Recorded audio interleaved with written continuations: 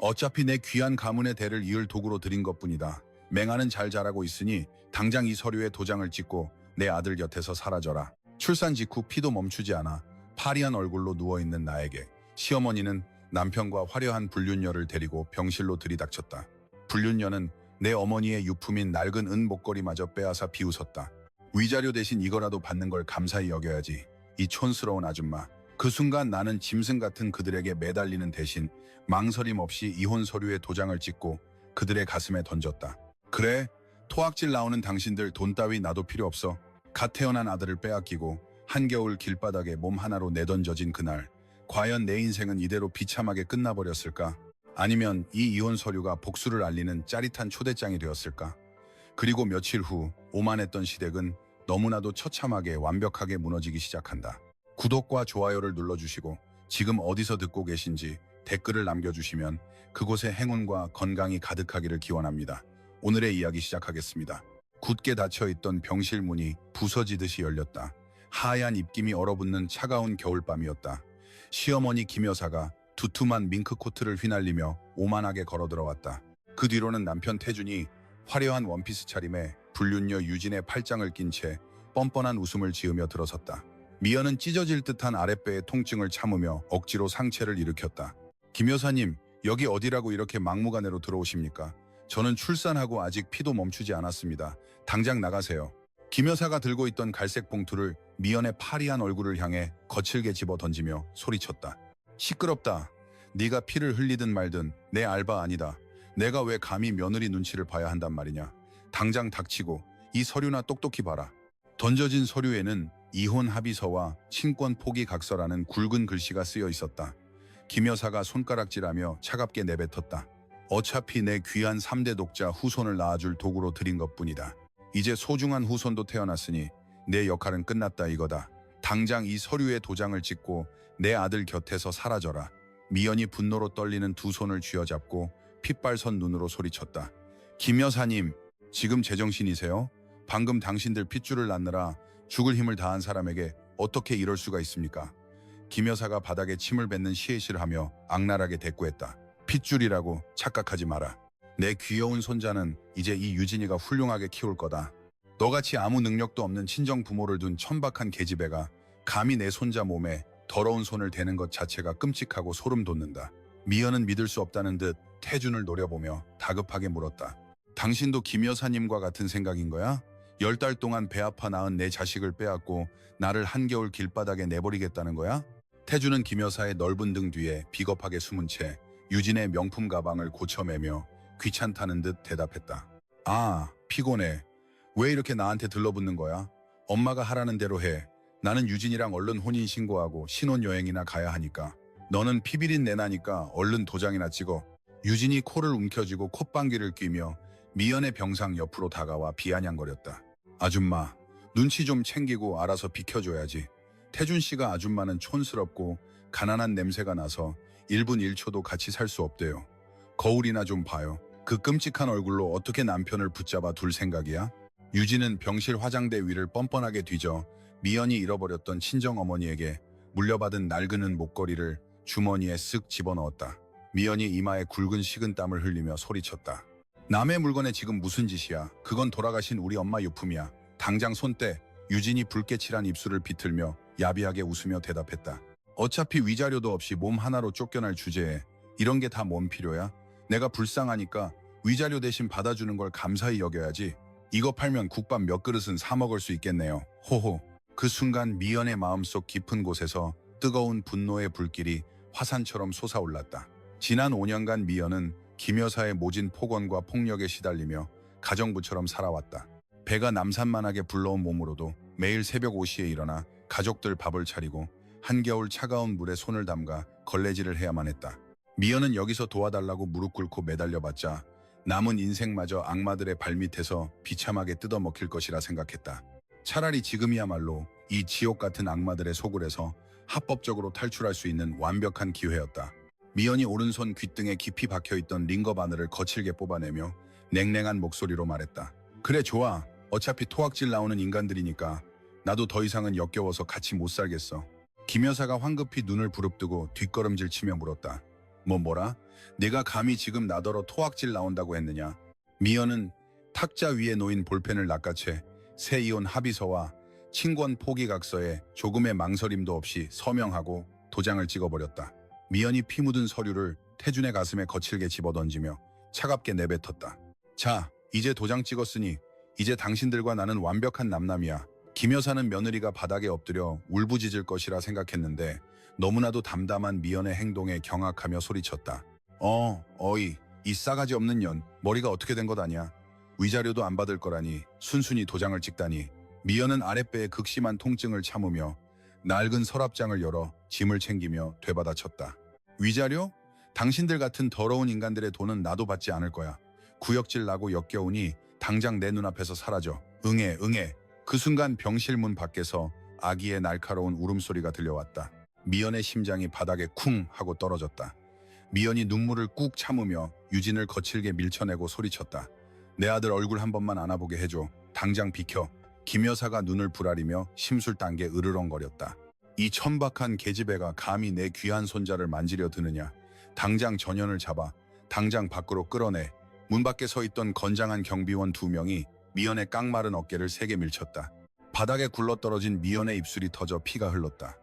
유진이 미연의 낡은 신발이 담긴 비닐봉지를 복도 쓰레기통에 쑤셔 넣으며 낄낄 웃었다. 아줌마! 분수를 좀 알아야지. 돈 한 푼 없는 몸으로 애를 데리고 가서 길바닥에서 굶겨 죽일 셈이야?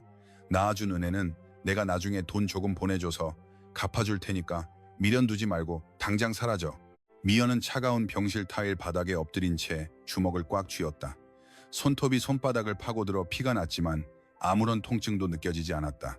무일푼의 병든 몸으로는 저 아이를 지킬 수 없다는 현실을 뼛속 깊이 깨달았다. 미연은 머릿속으로 차갑고 치밀한 복수의 도면을 그리기 시작했다. 힘을 키워 막대한 돈을 벌고 가장 높은 곳에 올라가 그들의 숨통을 서서히 끊어놓겠다고 다짐했다. 미연이 피 흐르는 입술을 손등으로 닦아내며 비틀거리며 일어나 또렷한 목소리로 말했다. 잘 기억해둬라. 내 아들 손가락 하나라도 건드리면 그땐 당신들을 가만두지 않을 테니 내가 지옥 끝까지 쫓아가서 당신들의 가죽을 벗겨낼 테니까.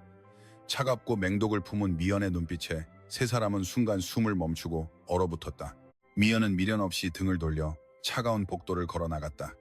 엘리베이터를 타고 아무도 없는 병원 로비에 내려온 미연은 주머니를 뒤졌다. 상처투성이 손에 쥐어있던 것은 1,000원짜리 지폐 몇 장이 전부였다. 병원 자동문 밖으로 나서자 날카로운 칼바람이 미연의 뺨을 사정없이 후려쳤다. 오늘 밤 당장 몸을 뉘일 곳조차 없는 잔혹한 현실이 덮쳐왔다. 그러나 어둠 속을 걸어가는 미연의 두 눈은 맹수보다 뜨겁고 무섭게 이글거리고 있었다. 며칠 후 서울 가정법원 앞이었다. 살을 애는 듯한 날카로운 겨울바람이 미연의 얇고 낡은 패딩 점퍼 깃 안으로 사정없이 파고들었다. 하늘에서는 회색 눈발이 흩날렸다. 굳게 닫혀있던 법원 문이 열리고 태준과 유진이 서로 팔짱을 낀 채 목소리를 높여 웃으며 계단을 내려왔다. 아, 속이 다 시원하네. 이제 그 빌어먹을 연이랑은 정말 끝이군. 태준이 과장된 몸짓으로 기지개를 켜고 유진의 뺨에 소리내어 입을 맞췄다. 태준씨, 저 아줌마 꼴 좀 봐. 길바닥에서 얼어 죽겠네. 유진이 손가락질하며 미연의 깡마른 어깨를 향해 조롱을 퍼부었다. 미연은 서류에 찍힌 이혼 도장의 붉은 인주를 한번 내려다본 후 두 사람의 역겨운 얼굴을 똑똑히 눈에 새기고 묵묵히 등을 돌려 걸었다. 지금은 저 악마들이 승자처럼 웃고 있지만 머지않아 저 입에서 피눈물이 폭포수처럼 쏟아져 내리게 해주겠다고 미연은 어금니를 꽉 깨물었다. 법원을 빠져나온 미연은 재개발을 앞둔 달동네의 좁고 어두운 원룸의 짐을 풀었다. 보증금도 없는 월세 10만 원짜리 방은 벽지에 새까만 곰팡이가 피어 있었고 코를 찌르는 곰팡이 냄새와 퀴퀴한 하수구 냄새로 가득했다. 냉기가 날카롭게 치고 올라오는 차가운 바닥 위에 몸을 웅크린 미연은 주머니를 뒤졌다. 손바닥에 놓인 동전 몇 돈으로는 내일 먹을 쌀 한 줌조차 살 수 없었다. 이튿날 아침 일찍 미연은 정처 없이 시장 골목 구석에 있는 낡은 국밥집 문을 열고 들어섰다. 식당 안은 시큼한 음식물 쓰레기 냄새와 기름때 냄새가 뒤섞여 있었고 파리가 윙윙거리며 날아다녔다. 식당 구석에서는 백발이 성성한 박 할머니가 쭈그려 앉아 신경질적으로 마늘 껍질을 까고 있었다. 할머니, 저 여기서 일하게 해주세요. 설거지든 화장실 청소든 뭐든지 다 하겠습니다. 미연이 절박한 눈빛으로 다가가 박 할머니의 깊은 주름이 새겨진 손을 움켜쥐고 말했다. 아이고 깜짝이야. 얼굴에 핏기 하나 없는 귀신 같은 년이 여기는 뭐하러 들어왔어. 재수 없으니 당장 나가. 박할머니가 차갑게 손을 뿌리치고 마늘 껍질을 바닥에 동하고 뱉었다. 저 정말 갈 곳이 없습니다. 돈 한 푼 주시지 않아도 좋으니 제발 남은 밥이라도 먹게 해주세요. 미연은 차가운 시멘트 바닥에 무릎을 꿇고 눈물을 뚝뚝 흘리며 애원했다. 그 너무나도 절박한 모습에 박할머니는 깊은 한숨을 쉬고 더러운 앞치마를 미연의 얼굴 위에 툭 던졌다. 에이 원, 내 팔자도 참 기구하네. 저기 구린 주방으로 가서 산더미처럼 쌓인 기름때라도 박박 닦아. 그날부터 미연의 처절한 생존 경쟁이 시작되었다. 미연은 하루 15시간씩 차가운 지하수에 맨손을 담그고 기름때 묻은 그릇을 닦아냈다. 출산 직후 쉴 틈 없이 일한 탓에 미연의 손등은 새빨갛게 갈라져 핏물이 뚝뚝 떨어졌다. 허리가 끊어질 듯 아파올 때면 미연은 싱크대 수도꼭지를 꽉 붙잡고 빼앗긴 아들의 얼굴을 떠올렸다. 야! 식당 불을 끄고 주방 바닥에 주저앉아 거친 숨을 내쉬는 미연 앞에 박할머니가 커다란 대접을 쿵 하고 놓았다. 자, 먹고 죽은 귀신은 때깔도 곱다더라. 눈치 보지 말고 다 퍼먹어. 대접 안에는 김이 모락모락 나는 따뜻한 밥과 돼지고기 볶음이 산처럼 쌓여 있었다. 할머니, 감사합니다. 정말 감사합니다. 미연은 숟가락도 없이 맨손으로 밥을 입에 밀어 넣으며 굵은 눈물을 대접 위에 뚝뚝 흘렸다. 같은 시각 김 여사의 호화로운 대저택은 지옥 같은 아수라장이 되어 있었다. 뭐라? 내 돈, 내 피 같은 돈을 전부 갖고 튀었다고? 아, 이 살인 같은 년. 김 여사가 거실 대리석 바닥에 주저앉아 제 가슴을 쥐어뜯으며 소리쳤다. 믿었던 투자금 수억 원을 사기당한 김 여사는 도끼를 품은 눈으로 거실에 값비싼 도자기를 집어던져 박살냈다. 아, 김 여사님, 시끄러워 죽겠네. 고작 돈 좀 잃었다고 왜 집안에서 난리를 칩니까? 유진이 신경질적으로 문을 쾅 하고 열고 나오며 앙칼진 목소리로 소리쳤다. 뭐라? 이 싸가지 없는 년이 시어머니에게 감히 눈을 부라리고 그따위로 말댔구냐. 김 여사가 눈을 핏발 세우고 머리채를 움켜쥐려 달려들자 유진은 콧방귀를 뀌며 화려한 붉은 밍크 코트를 걸쳤다. 김 여사님이야말로 분수를 아세요. 저 태준 씨 신용카드 들고 호텔 연회장 갈 거니까 밤에 찾지 마세요. 유진은 방 안에서 아기가 피가 나도록 피부병으로 울부짖는 소리를 철저히 무시한 채 날카로운 하이힐 소리를 내며 현관을 나섰다. 유진이 싼 값에 고용한 불법 체류자 베이비시터는 말도 통하지 않는 채 아이를 차가운 바닥에 방치하고 소파에 누워 휴대폰만 보고 있었다. 아이는 온몸에 붉은 발진이 번져 괴롭게 울부짖고 있었지만 집안 그 누구도 아이를 따뜻하게 안아주지 않았다. 며칠 후 시장 골목에 얼음이 꽁꽁 얼어붙은 이른 새벽이었다. 식당 앞을 쓸고 있던 박할머니가 얼어붙은 길에 미끄러져 날카로운 비명을 지르며 쓰러졌다. 아, 내 다리, 뼈가 부러진 것 같아. 미연아, 나 좀 살려줘. 요란한 구급차 소리와 함께 박할머니가 실려가고 미연은 텅 빈 식당 주방에 홀로 남겨졌다. 당장 점심 장사를 접어야 할 상황이었지만 미연의 두 눈은 섬뜩할 정도로 침착하고 날카롭게 이글거리고 있었다. 미연은 소매를 걷어 올리고 도마 앞에 당당하게 섰다. 냉장고 안에는 쉬어가는 냄새가 나는 생선회와 시들고 말라 비틀어진 채소뿐이었다. 그러나 미연의 머릿속에는 어릴 적부터 타고났던 천재적인 미각과 요리 감각이 생생하게 살아 숨쉬고 있었다. 미연은 칼을 쥐고 도마 위에서 경쾌한 소리를 내며 물을 큼직하게 썰어 냄비 바닥에 깔았다. 그 위에 피 빼기를 완벽하게 마친 생선회를 얹었다. 여기에 마늘 3스푼, 거친 고춧가루 2스푼, 그리고 나만의 특제 간장. 미연은 입을 움직이며 시장 골목에서 주워온 약초를 섞어 자신만의 특제 비법 양념을 능숙하게 만들어 냄비에 쏟아부었다. 센 불에 보글보글 끓어오르는 냄비에서 시장 골목 전체를 장악할 정도로 깊고 구수한 냄새가 폭발적으로 풍겨나왔다. 미연은 주방 한 구석에 방치되어 있던 먼지 쌓인 독뚜껑을 열었다. 시큼한 냄새가 코를 찌르는 묵은지를 꺼내 차가운 물에 몇 번이고 깨끗하게 씻었다. 구수한 참기름과 깨를 듬뿍 넣고 미연의 상처난 손으로 조물조물 묻히자 쓰레기 취급받던 묵은지가 최고급 한정식집에서나 볼 법한 근사한 반찬으로 변신했다. 눈 깜짝할 사이에 5가지의 독창적이고 화려한 창작 반찬들이 낡은 진열대 위를 가득 채웠다. 낮 12시가 되자 참을 수 없는 냄새에 이끌린 시장 상인들과 인근 사무실 회사원들이 지친 듯 식당 안으로 밀려들어왔다. 할머니, 여기 그 냄새나는 찌개 하나 얼른 줘봐. 아주 죽이네. 미연이 뜨거운 뚝배기를 식탁 위에 놓자마자 손님들은 숟가락을 들고 커다랗게 국물을 들이켰다. 으악, 이거 입안에서 살살 녹네. 진짜 대박이야. 한 입 맛본 손님들의 눈이 튀어나올 듯 커지고 감탄사가 식당 곳곳에서 터져나왔다. 소문은 눈 깜짝할 사이에 퍼져나가 무서운 속도로 번져나갔다. 파리만 날리던 낡은 국밥집 앞에 덜덜 떨리는 추위 속에서도 몇십 명의 줄이 길게 늘어서는 기적이 일어났다. 미연은 쉴 틈 없이 화구를 돌리고 이마에 송골송골 맺힌 땀을 닦아냈지만 그녀의 입가에는 처음으로 짜릿한 미소가 번지고 있었다. 일주일 후 다리에 두툼한 깁스를 하고 목발을 짚은 채 식당 문을 열고 들어선 박할머니는 입을 떡 벌리고 굳어버렸다. 이게 다 뭐야? 도대체 이게 무슨 일이야? 여우에 홀린 것 같네. 발 디딜 틈 없이 만원인 손님들과 계산대 금고에 터져나갈 듯 쌓인 현금 뭉치를 보고 박할머니의 손이 덜덜 떨렸다. 장사가 끝난 한밤중 박할머니는 셔터를 내리고 미연을 식탁 앞에 앉혔다. 미연아, 너 도대체 정체가 뭐야? 어떻게 이런 썩어가는 재료로 이런 고급스러운 맛을 낼 수 있는 거야?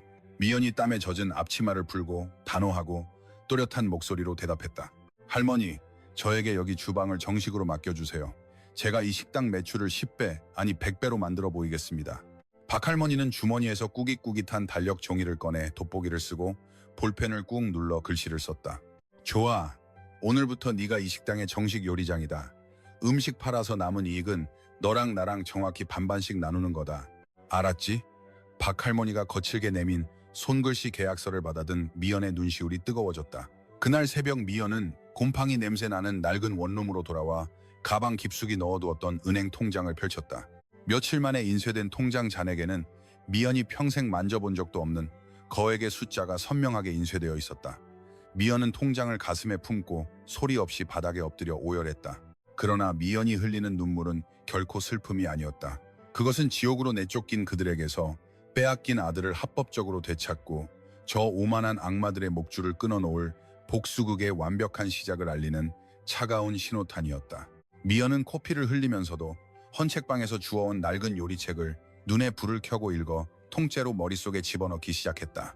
언젠가 반드시 내 이름을 건 거대한 외식 제국을 건설하고 가장 높은 꼭대기에서 저 벌레 같은 인간들을 내려다보겠다는 미연의 목표가 어둠 속에서 선명하고 날카롭게 형상화되고 있었다. 국밥집이 동네 명소로 자리 잡은 지 6개월이 흘렀다. 점심 장사가 끝나고 손님들이 썰물처럼 빠져나간 조용한 오후였다. 낡은 정장 차림의 키 큰 남자가 식당 문을 조심스럽게 열고 들어섰다. 그는 국내 굴지의 외식 프랜차이즈 기업 대표인 이준석이었다. 시장 조사를 위해 일부러 낡은 옷을 입고 찾아온 것이었다. 여기 돼지고기 볶음과 묵은지 정식 하나 주세요. 준석이 구석자리로 가서 앉으며 주문했다. 잠시 후 김이 모락모락 나는 뚝배기와 반찬들이 식탁 위에 차려졌다. 준석은 아무 생각 없이 국물을 숟가락 가득 떠서 입에 넣었다. 그 순간 준석의 눈이 크게 변했다. 설마 이 맛은 그럴 리가 없는데. 준석이 들고 있던 숟가락을 식탁 위에 거칠게 놓으며 중얼거렸다. 10년 전 대학 시절 동아리 MT에서 자신이 남몰래 짝사랑했던 동기 미연이 만들어줬던 바로 그 맛과 똑같았기 때문이었다. 준석의 심장이 미친 듯이 쿵쿵 뛰기 시작했다. 맛이 없으십니까? 간이 너무 짭니까? 주방 쪽에서 낡은 앞치마를 두르고 땀을 닦으며 걸어온 요리장이 걱정스러운 듯 물었다. 준석은 얼굴을 들고 요리장의 얼굴을 확인했고 그 자리에서 돌처럼 굳어버렸다. 미연. 준석의 입술이 가늘게 떨렸다. 눈앞에 서 있는 여인은 틀림없이 미연이었다. 그러나 화려하고 당당했던 옛 모습은 온데간데 없었다. 머리는 산발이고 손등은 갈라져 핏물이 배어 있었다. 그 비참한 모습에 준석은 숨이 턱 막혔다. 자신이 알고 있던 그 빛나던 여인이 왜 이런 한 구석 식당에서 고된 일을 하고 있는지 믿을 수 없었다. 네, 저를 아십니까? 미연이 경계하는 표정으로 고개를 갸웃하며 물었다. 준석은 아는 척할 용기가 도저히 나지 않았다. 눈물이 쏟아질 것 같아 급히 지폐 몇 장을 식탁에 놓고 도망치듯이 식당 밖으로 뛰쳐나갔다. 회사로 돌아온 준석은 비서실장에게 벼락같이 으르렁거렸다. 당장 미연이라는 사람의 지난 5년간 행방을 전부 알아내서 가져와. 10분도 늦지 마. 며칠 후 비서실장이 두툼한 보고서를 들고 대표실로 들어왔다. 서류를 넘기던 준석의 얼굴이 분노로 새빨개졌다. 악명 높은 시가에서 노예처럼 살다가 출산 직후 갓난아기를 빼앗기고 쫓겨났다는 끔찍한 사실이 고스란히 적혀 있었기 때문이었다. 이 악마 같은 인간들, 어떻게 사람을 이렇게 만들 수가 있어? 갓난아기까지 빼앗아 길바닥에 내쫓다니. 준석이 분노를 사기지 못하고 두툼한 서류를 공중에 갈기갈기 찢어 던졌다. 종이 조각이 눈처럼 바닥에 흩뿌려졌다. 준석은 주먹을 꽉 쥐고 반드시 미연을 그 끔찍한 구렁텅이에서 구해내겠다고 다짐했다. 그러나 진실은 따로 있었다. 미연을 비참하게 내쫓고도 뻔뻔하게 잘 살고 있던 태준의 집안은 이미 서서히 무너지고 있었다. 점쟁이가 이번에 유흥업소를 차리면 무조건 대박이 난다고 했단 말이야. 당장 빚내서 계약서에 도장 찍어. 태준이 유명한 무당이 써준 괴상한 부적을 휘두르며 아내 유진에게 소리쳤다. 유진은 속으로 조롱을 삼키고 가증스러운 미소를 지었다. 태준 씨, 걱정하지 마세요. 제가 비리 없는 싼 곳으로 확실히 알아봐서 돈을 융통해 올게요. 유진은 태준을 안심시킨 후 몰래 방으로 들어가 내연남에게 전화를 걸었다. 여보세요, 나야. 그 바보 같은 놈이 빚까지 낸대. 내가 중간에서 회사 돈 전부 횡령해서 자기 벤츠 스포츠카 사줄게. 조금만 기다려. 유진이 붉은 입술을 비틀며 낄낄 웃었다. 갓난아기가 옆방에서 피부병으로 피가 나도록 긁으며 울고 있었지만 두 사람 중 누구도 아이 방문을 열어보려 하지 않았다.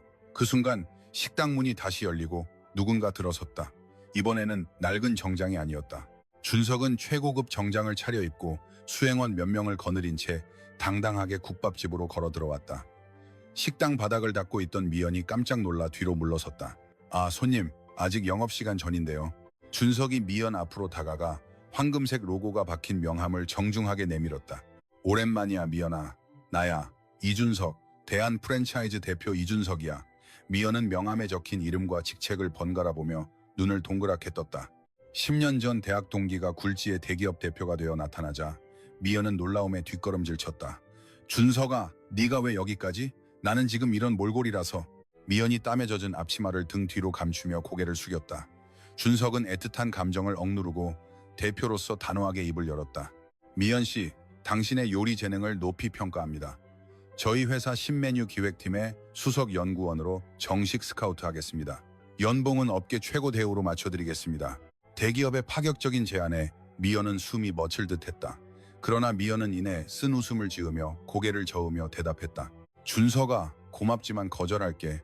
나 대학도 졸업 못했고 주부라는 낙인만 찍힌 채 내세울 스펙 하나도 없어. 내 회사에 민폐만 끼칠 거야. 그런데 이때 놀라운 일이 벌어졌다. 구석에서 마늘을 까고 있던 박할머니가 갑자기 칼을 도마 위에 쿵 하고 꽂아 넣으며 소리쳤다. 이 철부지 같은 년이 무지렁이 늙은이 밑에서 평생 썩은 마늘이나 까먹을 셈이냐? 당장 앞치마 벗어던지고 저 사람 따라가. 미연이 깜짝 놀라 박할머니를 쳐다보자 박할머니가 미연의 등짝을 거칠게 후려치며 소리쳤다. 돈을 바글바글 긁어 모아서 내 귀한 손자를 찾아내고 그 짐승 같은 전 시가족들의 목줄을 끊어놔야 할 것 아니야? 여기서 찌개나 끓이고 있으면 복수가 하늘에서 뚝 떨어지기라도 한단 말이냐? 넓은 세상으로 나가서 독하게 살아남아라. 박할머니의 호통에 미연의 가슴 속 차갑게 식어있던 복수심이 화산처럼 다시 활활 타올랐다. 미연은 떨리는 주먹을 쥐어잡고 입술을 깨물었다. 그래, 이 좁은 골목에서는 아무리 억만 년이 흘러도 저 악마들을 발밑에 무릎 꿇릴 수는 없었다. 미연이 결연한 눈빛으로 준석을 똑바로 쳐다보며 말했다. 좋아요, 그 제안 받아들일게요. 제 모든 것을 걸고 당신 회사를 대한민국 최고로 만들어 보일 테니 저에게 힘을 주세요. 준석이 부드럽게 웃으며 고개를 끄덕였다. 미연은 허리에 메어져 있던 낡은 끈을 풀고 앞치마를 도마 위에 가지런히 놓았다. 박할머니를 향해 깊이 고개를 한번 숙인 미연은 눈물을 머금고 밖으로 나섰다. 빛나는 고급 세단의 문이 열리고 미연은 그 어느 때보다 의연한 표정으로 화려한 서울의 도심을 향해 첫 발을 내디뎠다.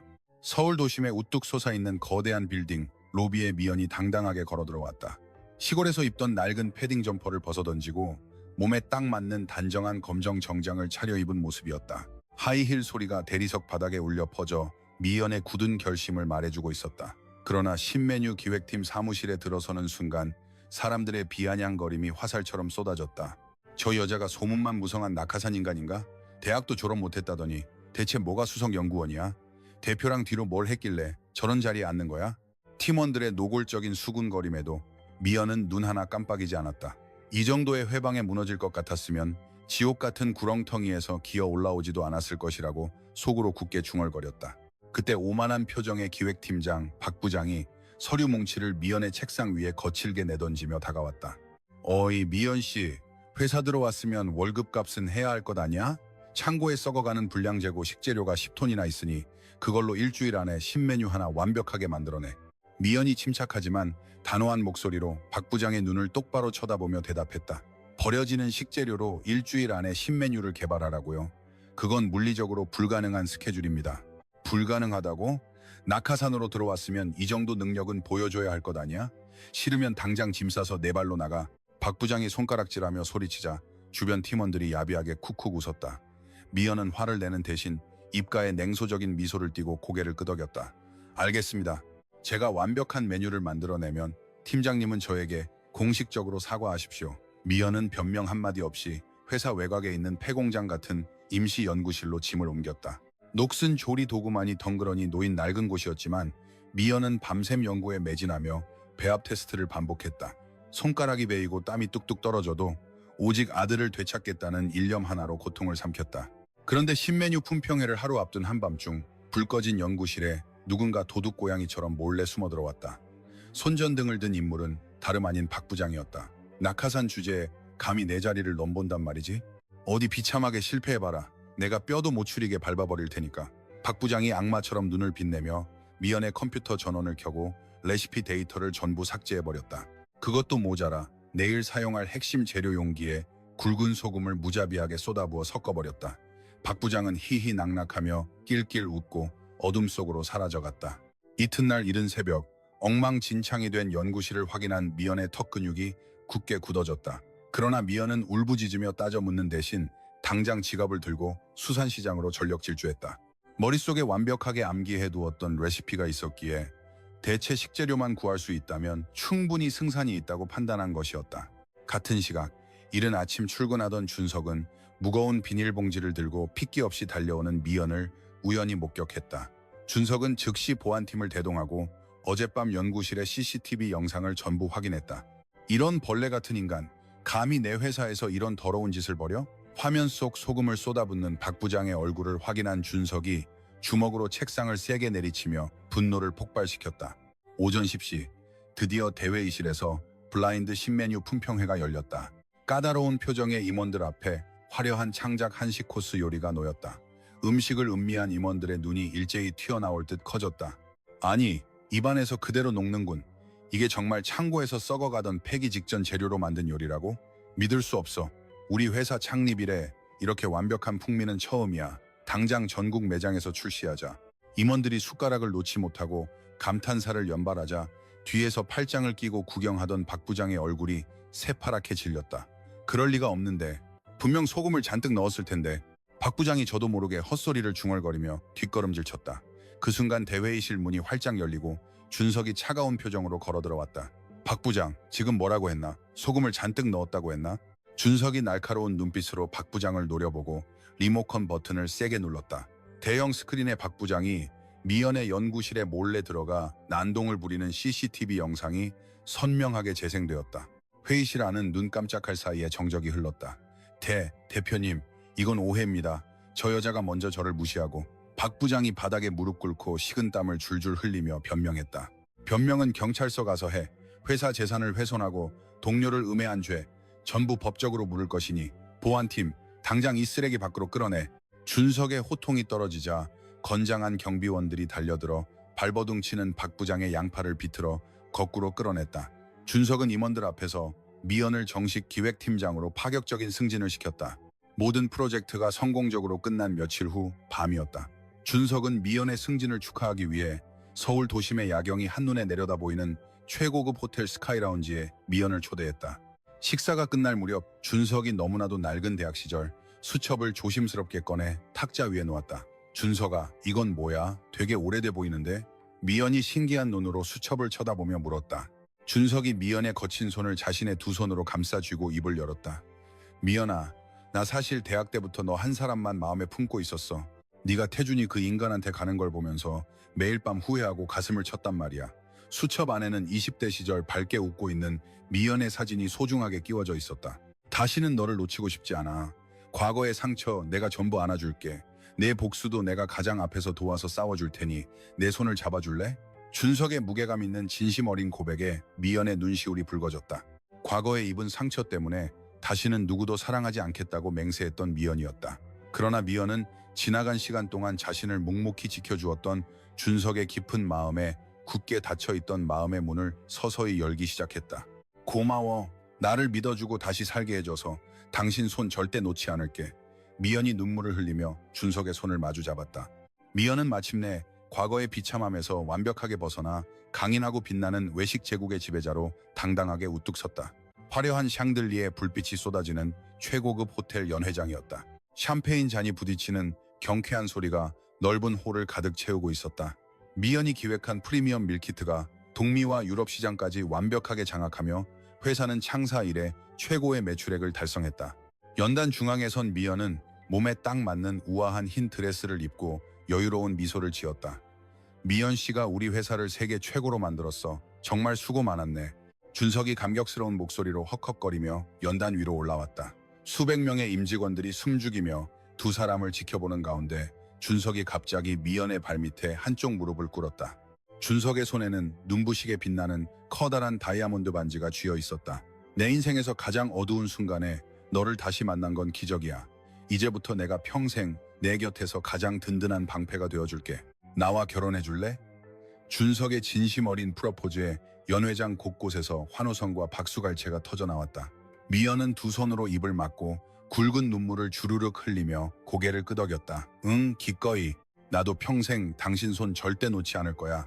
플래시 세례가 쏟아지는 가운데 두 사람은 뜨겁게 포옹했다.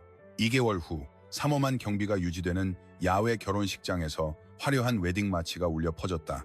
식이 끝나고 패백실에 앉아있던 미연에게 준석의 어머니가 두툼한 서류 봉투를 쓱 내밀었다. 어머니, 이건 뭐예요? 미연이 깜짝 놀라 서류를 꺼내보다가 눈을 동그랗게 떴다. 서울 도심에 있는 대형 상업 빌딩의 등기 권리증이었다. 명의는 또렷이 미연 세 글자로 되어 있었다. 너희 시댁은 며느리한테 앞치마 두르고 제사 음식 만들게 하는 낡은 집안이 아니란다. 내 능력과 재능을 전 세계에 마음껏 펼치렴. 이건 내가 며느리한테 주는 결혼 선물이니 든든한 비상금으로 가지고 있거라. 시아버지 또한 인자하게 웃으며 미연의 어깨를 토닥였다. 그래, 혹시 준석이가 속썩이면 당장 이 아비한테 말해라. 다리 몽둥이를 부러뜨려 놓을 테니. 알았지?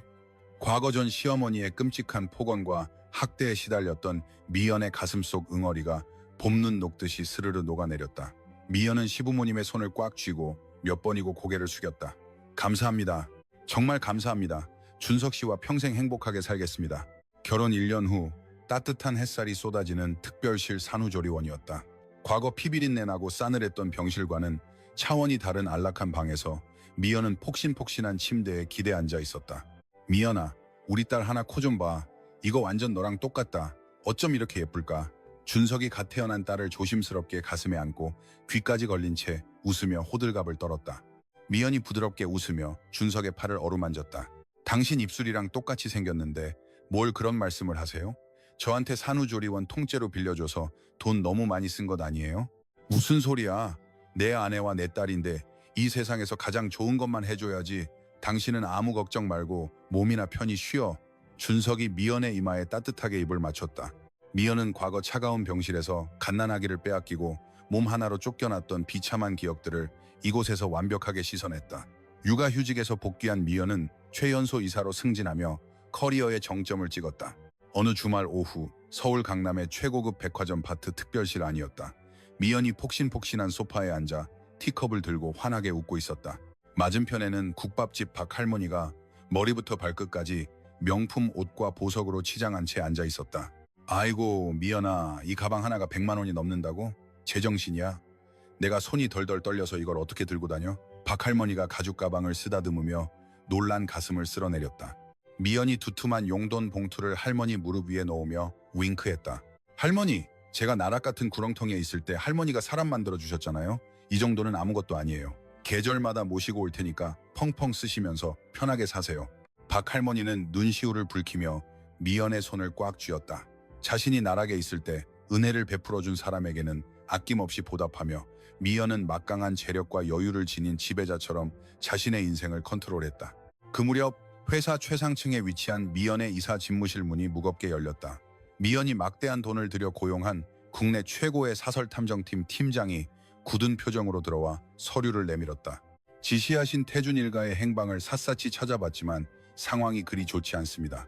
탐정의 말에 미연의 얼굴에서 미소가 스르르 사라졌다. 미연이 서류를 빠르게 훑어보고 날카롭게 물었다. 상황이 좋지 않다니 대체 무슨 말이야? 그 인간들 대저택에서 호의호식하며 잘 살고 있지 않아? 그렇지 않습니다. 태준 씨의 불법 유흥업소가 망해 채권자들을 피해 이미 저택을 처분하고 야반 도주했습니다.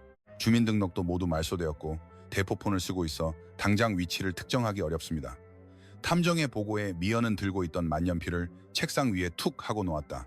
친권 변경 소송을 걸고 싶어도 소장을 보낼 주소조차 없다는 현실에 미연의 눈빛이 차갑게 빛났다.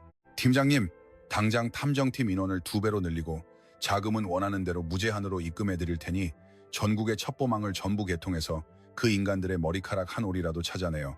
알겠습니다. 세계 끝까지 뒤져서라도 반드시 찾아내겠습니다. 탐정이 예의 바르게 인사를 하고 밖으로 나섰다. 그날 한밤중 미연은 최고급 실크 잠옷을 입고 침대에 누워 잠들어 있는 딸의 오동통한 뺨을 조심스럽게 쓸어내렸다. 숨소리조차 평온한 방 안에서 미연의 두 눈은 어둠 속을 차갑게 응시하고 있었다. 아가, 조금만 기다려줘. 엄마가 반드시 우리 오빠를 이 따뜻한 방으로 데려올 테니까. 미연은 완벽하게 구축된 자신의 권력과 재력을 바탕으로 쥐새끼처럼 숨어있는 전 시가족들이 제 발로 냄새를 맡고 기어 나오기만을 매의 눈으로 날카롭게 기다렸다. 미연이 탐정팀을 가동시킨 지 1년이 흘렀다. 그 사이 태준의 집안은 손쓸 틈도 없이 완전히 파멸하고 있었다. 전부 뒤집어. 장부는 어디 숨겼어? 당장 내놔. 경찰이 들이닥쳐 태준이 불법으로 운영하던 유흥업소를 엉망진창으로 만들었다. 태준은 수갑을 차지 않으려 더러운 뒷문으로 도망쳤다. 결국 회사는 최종 부도 처리되었고 수억 원의 사채 빚만이 고스란히 남게 되었다. 태준 씨 미안해. 나 그 돈 가지고 외국으로 닐게. 공항에서 만나자. 유진은 내연남과 함께 남은 회사 돈을 싹쓸이에 도망쳤다. 그러나 유진 또한 브로커에게 사기를 당해 전 재산을 탕진하고 무일푼 신세가 되었다. 이 개자식, 당장 내 돈 내놔. 태준의 대저택에 들이닥친 사채업자들이 야구방망이로 가구를 부수고 난동을 부렸다. 그 끔찍한 충격에 시어머니 김 여사가 뒷목을 잡고 쿵 하고 쓰러졌다. 엄마, 나 돈 없어. 병원비 못 내니까 알아서 살아.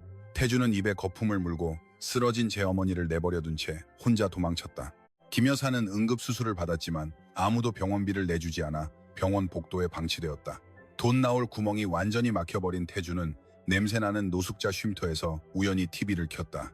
화면 속에는 굴지의 대기업 이사가 되어 화려하게 인터뷰를 하고 있는 전처 미연의 모습이 비치고 있었다.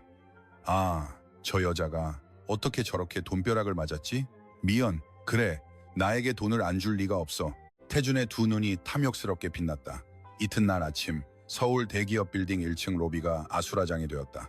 수염도 깎지 않고 악취가 풍기는 몰골의 태준이 들어와 고함을 지르며 난동을 부렸다. 내가 이 회사의 미연 이사 남편이다. 당장 미연을 데려오라고. 건장한 경비원들이 달려들어 태준의 팔을 비틀어 대리석 바닥에 엎드리게 했다. 출근길에 이 소동을 목격한 미연이 싸늘한 얼굴로 다가왔다. 미연아, 어이, 나 좀 살려줘. 지난 일은 우리 엄마가 다 시킨 거야. 나는 정말 잘못 없어. 제발 100만 원만이라도 빌려줘. 태준이 바닥에 엎드린 채 미연의 구둣발을 향해 구걸하며 흐느꼈다. 미연은 얼음처럼 차가운 얼굴로 내려다보며 재무팀장에게 지시했다. 경찰을 부르고 당장 업무방 해죄로 고발 조치하세요. 쓰레기 냄새가 나니까 당장 내 눈앞에서 치워버려. 미연아, 내가 잘못했어. 제발 한 번만 살려줘. 태준이 짐승처럼 울부짖으며 출동한 경찰에 질질 끌려나갔다. 태준이 수갑을 찬 채 질질 끌려나간 직후 미연의 사무실에 사설탐정팀 팀장에게서 긴급 전화가 걸려왔다. 방금 태준 씨가 경찰에 체포되어 신원이 파악되었습니다. 이를 추적해 유진 씨가 숨어있는 곳도 지금 찾아냈습니다. 미연이 책상에 손을 짚고 떨리는 목소리로 물었다.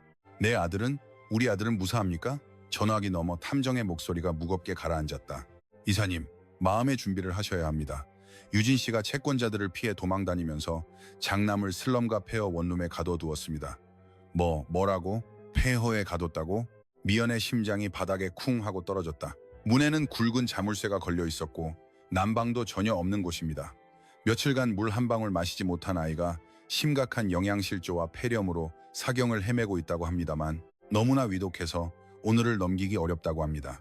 탐정의 섬뜩한 보고에 미연은 들고 있던 서류 가방을 바닥에 털썩 떨어뜨렸다. 덜덜 떨리던 다리에 힘이 풀려 그 자리에 주저앉아 버렸다.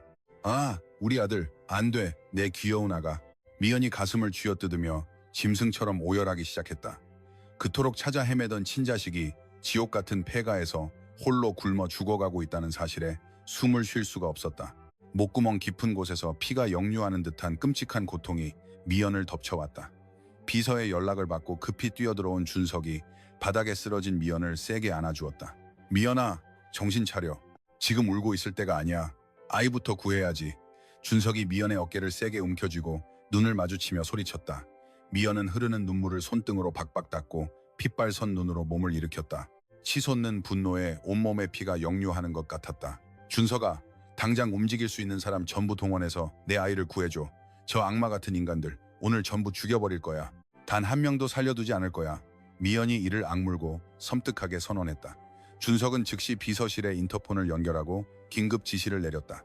회사 소속 법무팀 변호사들을 전부 긴급 소집시키고 그리고 시설 경호팀과 최고급 구급차를 대동해 내가 지금 보내는 주소지로 출발시켜 준석이 미연의 손을 꽉 쥐고 사무실을 박차고 나갔다. 지옥 밑바닥에서 숨이 끊어지려 하는 아들을 구하고 짐승만도 못한 인간들을 완벽하게 찢어놓을 마지막 사냥이 드디어 시작되었다. 요란한 경찰차 사이렌 소리가 좁고 어두운 슬럼과 골목을 찢어놓을 듯이 울려 퍼졌다. 준석의 고급 세단이 흙먼지를 일으키며 낡은 폐가 앞에 급정거했다. 차 문이 열리기도 전에 미연이 짐승처럼 뛰쳐나왔다. 빨리, 제발, 저 문을 빨리 열어주세요. 미연이 굳게 닫힌 녹슨 철문을 주먹으로 쿵쿵 두드리며 경찰을 향해 울부짖었다. 경찰 특수기동대가 육중한 절단기를 가져와 굵은 자물쇠를 사정없이 잘라냈다. 쾅! 무거운 철문이 떨어져 나가자 코를 찌르는 악취와 썩은 곰팡이 냄새가 풍겨나왔다. 아가, 내 귀여운 아들, 어디 있어? 미연이 손전등 불빛에 의지해 얼어붙은 방 안으로 뛰어들어갔다. 방구석에는 쥐가 갉아먹은 쓰레기 봉투들이 널브러져 있었고 그 한가운데에 더러운 담요를 덮은 작은 몸이 웅크리고 있었다. 미연이 덜덜 떨리는 손으로 담요를 들쳤다. 아, 미연의 입에서 심장이 찢어지는 듯한 비명이 터져 나왔다. 뼈가 앙상하게 드러날 정도로 마른 아이가 얼굴이 새파랗게 질린 채 의식을 잃고 쓰러져 있었다. 며칠간 물 한 방울 마시지 못한 아이의 입술은 갈라지고 피가 말라붙어 있었다. 아들, 눈 떠. 엄마야. 엄마가 데리러 왔어. 미연이 아이의 차가운 몸을 세게 안고 제 체온을 나눠주려는 듯 미친 듯이 얼굴을 비볐다. 뒤따라 들어온 준석이 눈물을 뚝뚝 흘리며 구급대원들을 향해 고함쳤다. 여기야. 아이가 숨을 쉬지 않아. 당장 구급차로 옮겨줘. 구급대원들이 아이의 입에 산소 마스크를 씌우고 들것에 태워 화살처럼 구급차로 달려갔다. 미연은 아이의 앙상한 손을 두 손으로 꽉 쥐고 피눈물을 흘렸다. 구조된 아들은 대학병원 특실로 옮겨져 밤새 응급처치를 받았다. 이튿날 아침 아이는 겨우 안정을 되찾고 파리했던 뺨에 옅은 핏기가 돌기 시작했다. 미연아, 의사 선생님이 고비는 넘겼대. 우리 아들 이제 살았어. 밤새도록 미연의 곁을 지켰던 준석이 미연의 어깨를 안고 속삭였다. 미연은 아이의 예쁜 이마에 몇 번이고 입을 맞추고 차갑게 가라앉은 눈으로 일어섰다. 준석아, 나 이제 절대 울지 않을 거야. 저 벌레 같은 악마들, 내가 숨통을 전부 끊어놓을 거야. 그때 미연의 전담 변호사 최 변호사가 병실로 들어와 예의 바르게 고개를 숙였다. 이사님, 지시하신 대로 태준 일가의 은닉 재산을 모두 찾아냈습니다. 유진 씨 명의로 횡령한 차명 계좌까지 단 1원도 남김없이 법원에 가압류 신청을 마쳤습니다. 더 이상 그 인간들에게는 숨 쉴 돈조차 없을 겁니다. 수고했어요. 유진은 지금 어디에 있습니까? 미연이 날카롭게 눈을 빛내며 물었다. 아동학대 지명수배가 내려지자 브로커를 통해 위조 여권을 샀다고 합니다. 오늘 밤 국제항에서 밀항선을 타고 도망갈 계획입니다. 사설 탐정팀이 이미 항구에서 잠복하고 있습니다. 최 변호사의 말에 미연의 입가에 잔혹하고 차가운 미소가 번졌다. 그날 한밤중 칠흑같이 어두운 국제항 여객터미널 뒷골목이었다. 검은 모자를 깊이 눌러 쓴 유진이 불안한 듯 주위를 두리번거리며 커다란 캐리어 가방을 끌고 나타났다. 아, 배는 왜 이렇게 안 오는 거야? 이러다 경찰한테 잡히면 끝장인데. 유진이 신경질적으로 손톱을 물어뜯으며 중얼거렸다. 그 순간 어둠 속에서 수십 개의 자동차 불빛이 일제히 켜지며 유진의 눈을 부릅뜨게 했다. 유진 씨, 움직이지 마. 당신은 포위됐어. 미연이 고용한 사설 탐정들과 해양 경찰이 우르르 몰려와 유진의 앞을 겹겹이 가로막았다. 각이거나 나 안 갈 거야. 살려줘. 유진이 미친 사람처럼 비명을 지르며 캐리어 가방을 내던지고 뒤로 도망치려 했다. 그러나 건장한 경찰관 2명이 눈 깜짝할 사이에 달려들어 유진을 바닥에 거칠게 내리찍었다. 철커덕. 차갑고 무거운 수갑이 유진의 양손에 단단히 채워졌다. 바닥에 얼굴이 처박힌 유진은 흙먼지를 뒤집어 쓴 채 짐승처럼 울부짖었다.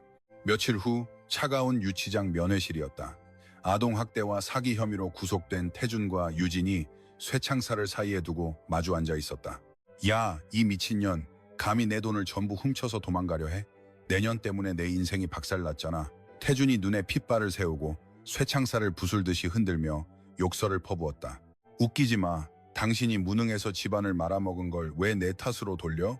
나 당신 한심하고 돈 없어서 진작부터 딴 남자 만나고 다녔어.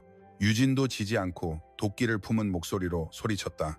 코에서 콧방귀가 나오도록 침을 뱉고 거칠게 싸우는 두 사람의 모습은 쓰레기장의 쥐떼보다 추악하고 비참했다. 태준은 자신이 형벌을 혼자 감당할지도 모른다는 극도의 공포에 질렸다. 태준이 교도관에게 매달려 애원했다. 제발 미연 씨 변호사를 불러주세요. 제가 무릎 꿇고 빌 테니 전해달라고요. 잠시 후 최 변호사가 차가운 표정으로 면회실로 들어왔다. 최 변호사님, 제가 정말 잘못했습니다.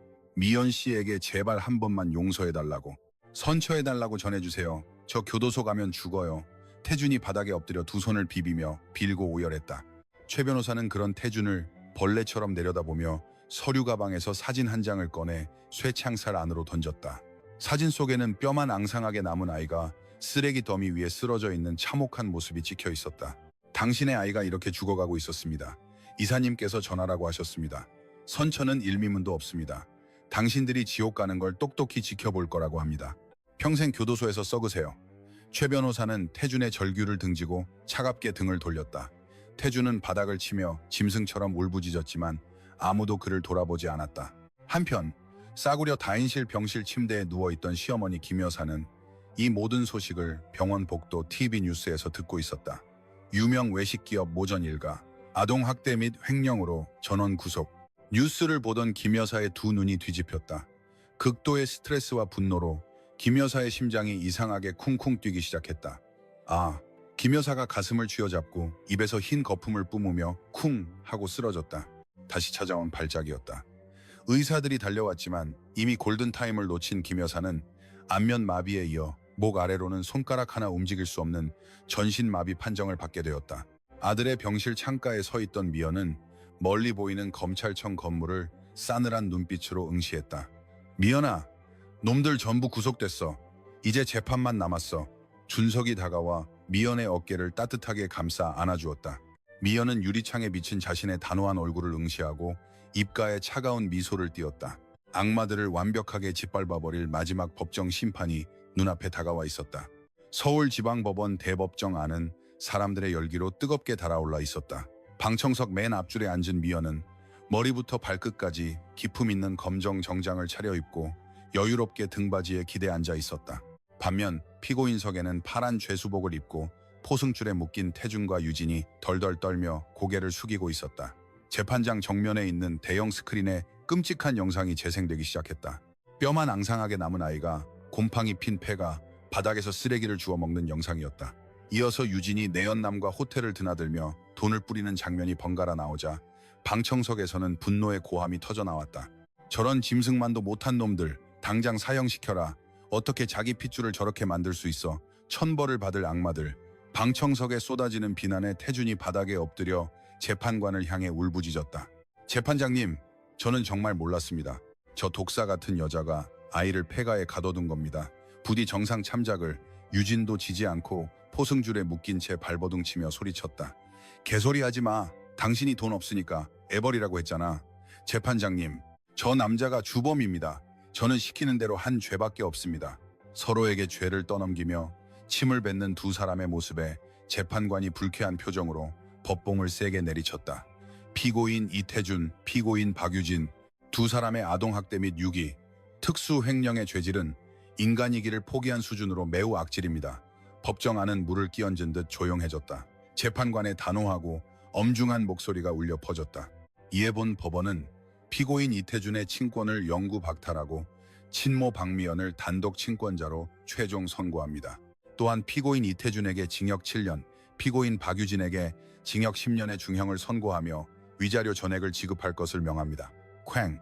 법정 구속을 확정하는 법봉 소리가 떨어지는 순간 미연의 두 눈에서 꾹 참았던 뜨거운 눈물이 본물처럼 쏟아져 내렸다.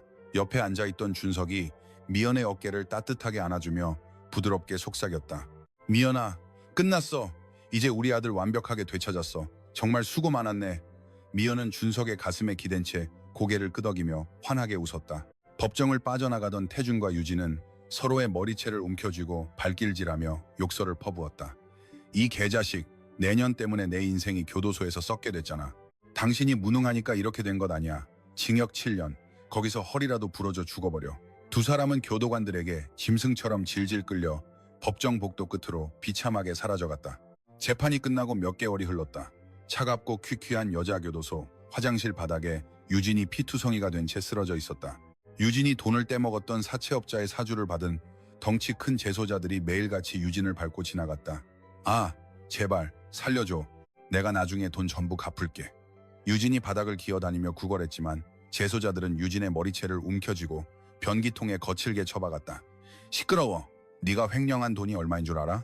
여기서 살아서 나갈 생각 마. 오늘 반쯤 죽여놓고 밖에서 연락 왔어.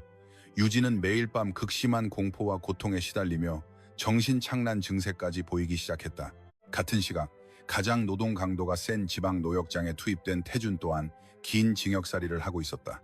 무거운 돌을 운반하던 태준이 허리를 부여잡고 흙바닥에 나뒹굴며 비명을 질렀다. 아, 허리, 교도관님. 저 허리가 끊어질 것 같습니다. 제발 병원으로 좀 보내주세요. 그러나 교도관은 냉랭한 눈빛으로 쇠망치를 바닥에 내리치며 으르렁거렸다. 꾀병 부리지 말고 당장 일어나. 오늘 할당량을 채우지 못하면 밥 국물도 없을 줄 알아. 태주는 피 흐르는 손으로 돌을 움켜쥐고 매일 밤 뼈가 부서지는 고통 속에서 비참한 눈물만을 흘렸다. 한편 냄새나고 열악한 최하위 등급 무료 요양원 구석 침대였다. 전신마비로 갈 곳을 잃은 시어머니 김 여사가 앙상한 몸으로 누워 있었다. 파리가 얼굴에 앉아도 손가락 하나 움직일 수 없는 김 여사의 탁한 두 눈에서 굵은 눈물이 뚝뚝 떨어졌다. 미연아, 내가 잘못했다. 내 귀한 며느리, 제발 나 좀 살려줘. 김 여사는 하루 종일 하늘을 바라보며 과거 자신이 냉혹하게 내쫓았던 미연의 이름만을 외쳤지만 아무도 그 늙고 병든 노인에게 따뜻한 물 한 잔 건네주지 않았다. 악연의 굴레를 완벽하게 끊어내고 완벽한 복수를 이룬 미연의 일상은 눈부실 정도로 평화로웠다. 호화로운 정원이 있는 대저택 거실이었다. 아빠, 이거 봐. 내가 로봇을 조립했어. 건강을 완벽하게 회복한 장남이 준석의 품에 안겨 천진난만하게 웃었다. 처음에는 낯선 환경을 극도로 경계하던 아들도 미연의 헌신적인 사랑과 준석의 진심 어린 노력 덕분에 마음의 문을 활짝 열었다. 우와, 우리 아들 천재인데. 아빠가 주말에 로봇 박물관 데려가 줄게. 준석이 아들을 높이 안아 올리고 뺨에 입을 맞췄다. 소파에 앉아 딸을 가슴에 안고 그 모습을 지켜보던 미연의 입가에는 이 세상 가장 행복한 미소가 번졌다. 미연은 자신의 이름을 건 수천억 원 규모의 사회공헌재단을 사재를 털어 설립했다.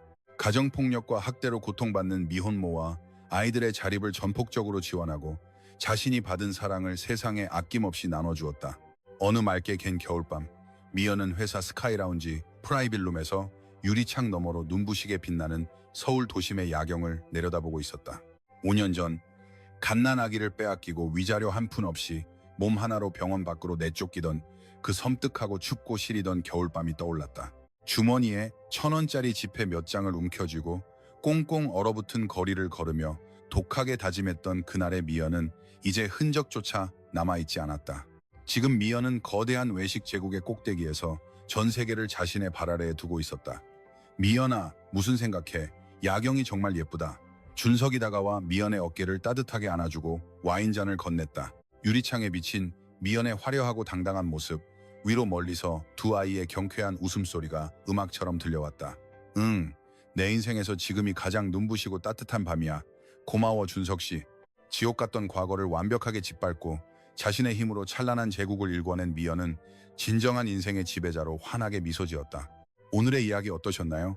며느리를 소모품 취급하고 친자식마저 빼앗아 냉혹하게 길바닥에 내쫓았던 일가는 결국 자신들의 탐욕과 악행에 발목 잡혀 비참한 최후를 맞이했습니다. 반면 아무것도 가진 것 없는 나락 같은 구렁텅이에서조차 포기하지 않고 뼈를 깎는 노력으로 스스로의 인생을 당당하게 개척한 미연 씨는 마침내 빼앗긴 아들을 되찾고 눈부신 성공을 이뤄냈습니다. 남의 가슴에 피눈물을 흘리게 하면 결국 자기 눈에는 피가 끓어넘친다는 인과응보의 진리를 깊이 깨닫게 해주는 이야기였습니다. 인생에 아무리 어둡고 추운 겨울밤이 찾아와도 포기하지 않고 꿋꿋하게 걸어간다면 반드시 따뜻하고 찬란한 아침 해는 떠오르는 법입니다. 사랑하는 시청자 여러분, 오늘 이야기가 가슴을 뻥 뚫어주는 시원한 위로가 되었기를 바랍니다. 이야기가 재미있고 유쾌하게 들으셨다면 화면 하단에 있는 빨간 구독 버튼과 좋아요를 꼭 눌러주시고 따뜻한 응원의 댓글도 꼭 한 말씀 남겨주세요. 여러분들의 소중한 관심이 큰 힘이 됩니다. 환절기 감기 조심하시고 늘 건강하고 평안한 하루 보내세요. 감사합니다. 파일 끝. 2026년 3월 19일 오전 6시 7분. 파일 시작. 2026년 3월 19일 오전 6시 7분. 어차피 내 귀한 가문의 대를 이을 도구로 드린 것뿐이다. 맹아는 잘 자라고 있으니 당장 이 서류에 도장을 찍고 내 아들 곁에서 사라져라. 출산 직후 피도 멈추지 않아 파리한 얼굴로 누워있는 나에게 시어머니는 남편과 화려한 불륜녀를 데리고 병실로 들이닥쳤다. 불륜녀는 내 어머니의 유품인 낡은은 목걸이마저 빼앗아 비웃었다. 위자료 대신 이거라도 받는 걸 감사히 여겨야지, 이 촌스러운 아줌마. 그 순간 나는 짐승 같은 그들에게 매달리는 대신 망설임 없이 이혼 서류에 도장을 찍고 그들의 가슴에 던졌다. 그래, 토악질 나오는 당신들 돈 따위 나도 필요 없어. 갓 태어난 아들을 빼앗기고 한겨울 길바닥에 몸 하나로 내던져진 그날, 과연 내 인생은 이대로 비참하게 끝나버렸을까? 아니면 이 이혼 서류가 복수를 알리는 짜릿한 초대장이 되었을까? 그리고 며칠 후 오만했던 시댁은 너무나도 처참하게 완벽하게 무너지기 시작한다. 구독과 좋아요를 눌러주시고 지금 어디서 듣고 계신지 댓글을 남겨주시면 그곳에 행운과 건강이 가득하기를 기원합니다. 오늘의 이야기 시작하겠습니다. 굳게 닫혀있던 병실 문이 부서지듯이 열렸다. 하얀 입김이 얼어붙는 차가운 겨울밤이었다. 시어머니 김 여사가 두툼한 밍크 코트를 휘날리며 오만하게 걸어 들어왔다. 그 뒤로는 남편 태준이 화려한 원피스 차림에 불륜녀 유진의 팔짱을 낀 채 뻔뻔한 웃음을 지으며 들어섰다. 미연은 찢어질 듯한 아랫배의 통증을 참으며 억지로 상체를 일으켰다. 김 여사님, 여기 어디라고 이렇게 막무가내로 들어오십니까? 저는 출산하고 아직 피도 멈추지 않았습니다. 당장 나가세요. 김 여사가 들고 있던 갈색 봉투를 미연의 파리한 얼굴을 향해 거칠게 집어던지며 소리쳤다. 시끄럽다. 네가 피를 흘리든 말든 내 알 바 아니다. 내가 왜 감히 며느리 눈치를 봐야 한단 말이냐. 당장 닥치고 이 서류나 똑똑히 봐라. 던져진 서류에는 이혼 합의서와 친권 포기 각서라는 굵은 글씨가 쓰여 있었다. 김 여사가 손가락질하며 차갑게 내뱉었다. 어차피 내 귀한 3대 독자 후손을 낳아줄 도구로 드린 것뿐이다. 이제 소중한 후손도 태어났으니 내 역할은 끝났다 이거다. 당장 이 서류에 도장을 찍고 내 아들 곁에서 사라져라. 미연이 분노로 떨리는 두 손을 쥐어잡고 핏발선 눈으로 소리쳤다. 김 여사님, 지금 제정신이세요? 방금 당신들 핏줄을 낳느라 죽을 힘을 다한 사람에게 어떻게 이럴 수가 있습니까? 김 여사가 바닥에 침을 뱉는 시욕을 하며 악랄하게 대꾸했다. 핏줄이라고 착각하지 마라. 내 귀여운 손자는 이제 이 유진이가 훌륭하게 키울 거다. 너같이 아무 능력도 없는 친정 부모를 둔 천박한 계집애가 감히 내 손자 몸에 더러운 손을 대는 것 자체가 끔찍하고 소름 돋는다. 미연은 믿을 수 없다는 듯 태준을 노려보며 다급하게 물었다. 당신도 김 여사님과 같은 생각인 거야? 10달 동안 배 아파 낳은 내 자식을 빼앗고 나를 한겨울 길바닥에 내버리겠다는 거야? 태준은 김 여사의 넓은 등 뒤에 비겁하게 숨은 채 유진의 명품 가방을 고쳐매며 귀찮다는 듯 대답했다. 아, 피곤해. 왜 이렇게 나한테 들러붙는 거야? 엄마가 하라는 대로 해. 나는 유진이랑 얼른 혼인신고하고 신혼여행이나 가야 하니까. 너는 피비린내 나니까 얼른 도장이나 찍어. 유진이 코를 움켜쥐고 콧방귀를 뀌며 미연의 병상 옆으로 다가와 비아냥거렸다. 아줌마, 눈치 좀 챙기고 알아서 비켜줘야지. 태준 씨가 아줌마는 촌스럽고 가난한 냄새가 나서 1분 1초도 같이 살 수 없대요. 거울이나 좀 봐요. 그 끔찍한 얼굴로 어떻게 남편을 붙잡아둘 생각이야? 유진은 병실 화장대 위를 뻔뻔하게 뒤져 미연이 잃어버렸던 친정어머니에게 물려받은 낡은 은 목걸이를 주머니에 쓱 집어넣었다. 미연이 이마에 굵은 식은땀을 흘리며 소리쳤다. 남의 물건에 지금 무슨 짓이야? 그건 돌아가신 우리 엄마 유품이야. 당장 손 떼! 유진이 붉게 칠한 입술을 비틀며 야비하게 웃으며 대답했다. 어차피 위자료도 없이 몸 하나로 쫓겨날 주제에 이런 게 다 뭔 필요야. 내가 불쌍하니까 위자료 대신 받아주는 걸 감사히 여겨야지. 이거 팔면 국밥 몇 그릇은 사 먹을 수 있겠네요. 호호. 그 순간 미연의 마음속 깊은 곳에서 뜨거운 분노의 불길이 화산처럼 솟아올랐다. 지난 5년간 미연은 김 여사의 모진 폭언과 폭력에 시달리며 가정부처럼 살아왔다. 배가 남산만하게 불러온 몸으로도 매일 새벽 5시에 일어나 가족들 밥을 차리고 한겨울 차가운 물에 손을 담가 걸레질을 해야만 했다. 미연은 여기서 도와달라고 무릎 꿇고 매달려봤자 남은 인생마저 악마들의 발밑에서 비참하게 뜯어먹힐 것이라 생각했다. 차라리 지금이야말로 이 지옥 같은 악마들의 소굴에서 합법적으로 탈출할 수 있는 완벽한 기회였다. 미연이 오른손 귓등에 깊이 박혀있던 링거 바늘을 거칠게 뽑아내며 냉랭한 목소리로 말했다. 그래 좋아. 어차피 토악질 나오는 인간들이니까 나도 더 이상은 역겨워서 같이 못 살겠어. 김 여사가 황급히 눈을 부릅뜨고 뒷걸음질 치며 물었다. 뭐라? 네가 감히 지금 나더러 토악질 나온다고 했느냐? 미연은 탁자 위에 놓인 볼펜을 낚아채 새 이혼 합의서와 친권 포기 각서에 조금의 망설임도 없이 서명하고 도장을 찍어버렸다. 미연이 피 묻은 서류를 태준의 가슴에 거칠게 집어던지며 차갑게 내뱉었다. 자, 이제 도장 찍었으니 이제 당신들과 나는 완벽한 남남이야. 김 여사는 며느리가 바닥에 엎드려 울부짖을 것이라 생각했는데 너무나도 담담한 미연의 행동에 경악하며 소리쳤다. 어이, 이 싸가지 없는 년. 머리가 어떻게 된 것 아니야? 위자료도 안 받을 거라니 순순히 도장을 찍다니. 미연은 아랫배에 극심한 통증을 참으며 낡은 서랍장을 열어 짐을 챙기며 되받아쳤다. 위자료? 당신들 같은 더러운 인간들의 돈은 나도 받지 않을 거야. 구역질 나고 역겨우니 당장 내 눈앞에서 사라져. 응애. 그 순간 병실 문 밖에서 아기의 날카로운 울음소리가 들려왔다. 미연의 심장이 바닥에 쿵 하고 떨어졌다. 미연이 눈물을 꾹 참으며 유진을 거칠게 밀쳐내고 소리쳤다. 내 아들 얼굴 한 번만 안아보게 해줘. 당장 비켜. 김 여사가 눈을 부라리며 심술퉁게 으르렁거렸다. 이 천박한 계집애가 감히 내 귀한 손자를 만지려 드느냐? 당장 전연을 잡아. 당장 밖으로 끌어내. 문 밖에 서 있던 건장한 경비원 2명이 미연의 깡마른 어깨를 세게 밀쳤다. 바닥에 굴러떨어진 미연의 입술이 터져 피가 흘렀다.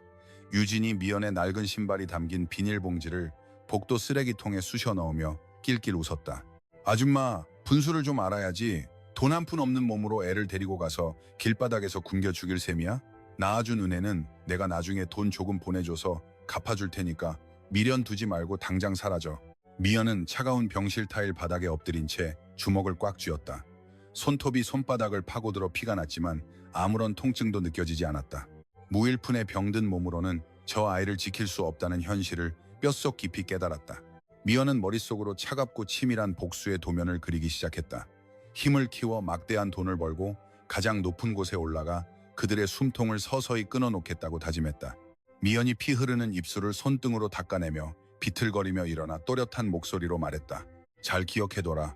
내 아들 손가락 하나라도 건드리면 그땐 당신들을 가만두지 않을 테니 내가 지옥 끝까지 쫓아가서 당신들의 가죽을 벗겨낼 테니까. 차갑고 맹독을 품은 미연의 눈빛에 세 사람은 순간 숨을 멈추고 얼어붙었다. 미연은 미련 없이 등을 돌려 차가운 복도를 걸어 나갔다. 엘리베이터를 타고 아무도 없는 병원 로비에 내려온 미연은 주머니를 뒤졌다. 상처투성이 손에 쥐어 있던 것은 1,000원짜리 지폐 몇 장이 전부였다. 병원 자동문 밖으로 나서자 날카로운 칼바람이 미연의 뺨을 사정없이 후려쳤다. 오늘 밤 당장 몸을 뉘일 곳조차 없는 잔혹한 현실이 덮쳐왔다. 그러나 어둠 속을 걸어가는 미연의 두 눈은 맹수보다 뜨겁고 무섭게 이글거리고 있었다. 며칠 후 서울가정법원 앞이었다. 살을 애는 듯한 날카로운 겨울바람이 미연의 얇고 낡은 패딩 점퍼 기단으로 사정없이 파고들었다. 하늘에서는 회색 눈발이 흩날렸다. 굳게 닫혀있던 법원 문이 열리고 태준과 유진이 서로 팔짱을 낀 채 목소리를 높여 웃으며 계단을 내려왔다. 아, 속이 다 시원하네. 이제 그 빌어먹을 년이랑은 정말 끝이군. 태준이 과장된 몸짓으로 기지개를 켜고 유진의 뺨에 소리내어 입을 맞췄다. 태준 씨, 저 아줌마 꼴 좀 봐. 길바닥에서 얼어 죽겠네. 유진이 손가락질하며 미연의 깡마른 어깨를 향해 조롱을 퍼부었다. 미연은 서류에 찍힌 이혼 도장의 붉은 인주를 한번 내려다본 후 두 사람의 역겨운 얼굴을 똑똑히 눈에 새기고 묵묵히 등을 돌려 걸었다. 지금은 저 악마들이 승자처럼 웃고 있지만 머지않아 저 입에서 피눈물이 폭포수처럼 쏟아져 내리게 해주겠다고 미연은 어금니를 꽉 깨물었다. 법원을 빠져나온 미연은 재개발을 앞둔 달동네의 좁고 어두운 원룸에 짐을 풀었다. 보증금도 없는 월세 10만 원짜리 방은 벽지에 새까만 곰팡이가 피어 있었고 코를 찌르는 곰팡이 냄새와 퀴퀴한 하수구 냄새로 가득했다. 냉기가 날카롭게 치고 올라오는 차가운 바닥 위에 몸을 웅크린 미연은 주머니를 뒤졌다. 손바닥에 놓인 동전 몇 배수로는 내일 먹을 쌀 한 줌조차 살 수 없었다. 이튿날 아침 일찍 미연은 정처 없이 시장 골목 구석에 있는 낡은 국밥집 문을 열고 들어섰다. 식당 안은 시큼한 음식물 쓰레기 냄새와 기름때 냄새가 뒤섞여 있었고 파리가 윙윙거리며 날아다녔다. 식당 구석에서는 백발이 성성한 박할머니가 쭈그려 앉아 신경질적으로 마늘 껍질을 까고 있었다. 할머니, 저 여기서 일하게 해주세요. 설거지든 화장실 청소든 뭐든지 다 하겠습니다. 미연이 절박한 눈빛으로 다가가 박할머니의 깊은 주름이 새겨진 손을 움켜쥐고 말했다. 아이고 깜짝이야. 얼굴에 핏기 하나 없는 귀신 같은 년이 여기는 뭐하러 들어왔어? 재수 없으니 당장 나가. 박할머니가 차갑게 손을 뿌리치고 마늘 껍질을 바닥에 새가고 뱉었다. 저 정말 갈 곳이 없습니다. 돈 한 푼 주시지 않아도 좋으니 제발 남은 밥이라도 먹게 해주세요. 미연은 차가운 시멘트 바닥에 무릎을 꿇고 눈물을 뚝뚝 흘리며 애원했다. 그 너무나도 절박한 모습에 박할머니는 깊은 한숨을 쉬고 더러운 앞치마를 미연의 얼굴 위에 툭 던졌다. 에이, 원! 내 팔자도 참 기구하네. 저기 구린 주방으로 가서 산더미처럼 쌓인 기름때라도 박박 닦아. 그날부터 미연의 처절한 생존 경쟁이 시작되었다. 미연은 하루 15시간씩 차가운 지하수에 맨손을 담그고 기름때 묻은 그릇을 닦아냈다. 출산 직후 쉴 틈 없이 일한 탓에 미연의 손등은 새빨갛게 갈라져 핏물이 뚝뚝 떨어졌다. 허리가 끊어질 듯 아파올 때면 미연은 싱크대 수도꼭지를 꽉 붙잡고 빼앗긴 아들의 얼굴을 떠올렸다. 야, 식당 불을 끄고 주방 바닥에 주저앉아 거친 숨을 내쉬는 미연 앞에 박할머니가 커다란 대접을 쿵 하고 놓았다. 자, 먹고 죽은 귀신은 때깔도 곱다더라. 눈치 보지 말고 다 퍼먹어. 대접 안에는 김이 모락모락 나는 따뜻한 밥과 돼지고기 볶음이 산처럼 쌓여 있었다. 할머니 감사합니다. 정말 감사합니다. 미연은 숟가락도 없이 맨손으로 밥을 입에 밀어 넣으며 굵은 눈물을 대접 위에 뚝뚝 흘렸다. 같은 시각 김 여사의 호화로운 대저택은 지옥 같은 아수라장이 되어 있었다. 뭐라? 내 돈, 내 피 같은 돈을 전부 갖고 튀었다고? 아, 이 살인 같은 년. 김 여사가 거실 대리석 바닥에 주저앉아 제 가슴을 쥐어뜯으며 소리쳤다. 믿었던 투자금 수억 원을 사기당한 김 여사는 도끼를 품은 눈으로 거실에 값비싼 도자기를 집어던져 박살냈다. 아, 김 여사님, 시끄러워 죽겠네. 고작 돈 좀 잃었다고 왜 집안에서 난리를 칩니까? 유진이 신경질적으로 문을 쾅 하고 열고 나오며 앙칼진 목소리로 소리쳤다. 뭐라? 이 싸가지 없는 년이 시어머니에게 감히 눈을 부라리고 그따위로 말댔구냐. 김 여사가 눈을 핏발 세우고 머리채를 움켜쥐려 달려들자 유진은 콧방귀를 뀌며 화려한 붉은 밍크 코트를 걸쳤다. 김 여사님이야말로 분수를 아세요. 저 태준 씨 신용카드 들고 호텔 연회장 갈 거니까 밤에 찾지 마세요. 유진은 방 안에서 아기가 피가 나도록 피부병으로 울부짖는 소리를 철저히 무시한 채 날카로운 하이힐 소리를 내며 현관을 나섰다. 유진이 싼 값에 고용한 불법 체류자 베이비시터는 말도 통하지 않는 채 아이를 차가운 바닥에 방치하고 소파에 누워 휴대폰만 보고 있었다. 아이는 온몸에 붉은 발진이 번져 괴롭게 울부짖고 있었지만 집안 그 누구도 아이를 따뜻하게 안아주지 않았다. 며칠 후 시장 골목에 얼음이 꽁꽁 얼어붙은 이른 새벽이었다. 식당 앞을 쓸고 있던 박할머니가 얼어붙은 길에 미끄러져 날카로운 비명을 지르며 쓰러졌다. 아! 내 다리 뼈가 부러진 것 같아. 미연아, 나 좀 살려줘.